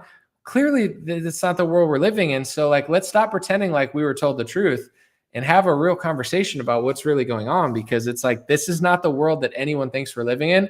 So let's all stop pretending like that is the baseline, because that's not the baseline. The baseline is what we're dealing with. And that's my opinion about it. I'm going to, like I said, real quick, I'm going to do, eventually it's going to take me 2 weeks, but eventually I'm going to do one live stream a week that's long. And then I'm going to try to do like 5 to 15 videos. We'll see how many I could do. 5 to 15 videos that are like 5 minutes to 15, 20 minutes, and really make them easy to digest. I mean, that's always been my plan. I used to do that, but I just got caught up in the formats and stuff. So I think it's a good balance. Let me know in the comments if you like my show. Is that a good balance? Like, not just abandoning live streams completely because some people like them, but at the same time, it's just not, it's not optimal to just do really long live streams. Like, people don't want to listen for this long, like all the time. So I identify that. I only do it because it just, like, I don't know, things evolve so much. It's a short, it's an Instagram reel. It's 5 seconds. It's 15 seconds. It's like, whatever. But that's my format. I'm trying to do more short content, more 5 to 20 minute content, and then one live stream a week. That's the goal in like a couple weeks. Let me know. Let me see real quick. Someone said Anomaly use LA and Orange County. I didn't see what you said. Sorry, but whatever. Appreciate you. Have a good one. And thank you to the fish stick guy who they're like, Anomaly sucks. You've been here for an hour spamming fish stick in the comment section. So thank you for your attention. That does translate into my revenue. I'm glad you got a kick out of an hour and a half of talking about fish sticks. And I hope I gave you the attention that you so much wanted and deserve, because, you know, staying this long is a commitment. I appreciate it. Hey, what's going on, my friends? Just a few ways to stay in touch and support if you'd like to. The first way is dreamrare.com. We have blue beanies, black beanies, pink hats, other colored hats, freedom versus tyranny shirts, stay blessed long sleeve, God is great long sleeve, and lots of more cool items coming soon. Dreamrare.com. Check out the shop to support. Everything's made in the United States. Handpicked by me. Patreon.com/raretalk. For $5 a month, you can help support me, support the show. If you haven't noticed, unlike other channels, I don't work with very many sponsors, sometimes none at all. And part of the way I'm able to do that is with the dreamrare.com shop and patreon.com/raretalk. So thank you guys for keeping this show free, unimpeded, uninterrupted. I'm forever grateful. My free email list is stayintouchwithme.com. So check the links below in the description, or just type in on any browser, stayintouchwithme.com, all one word. You'll find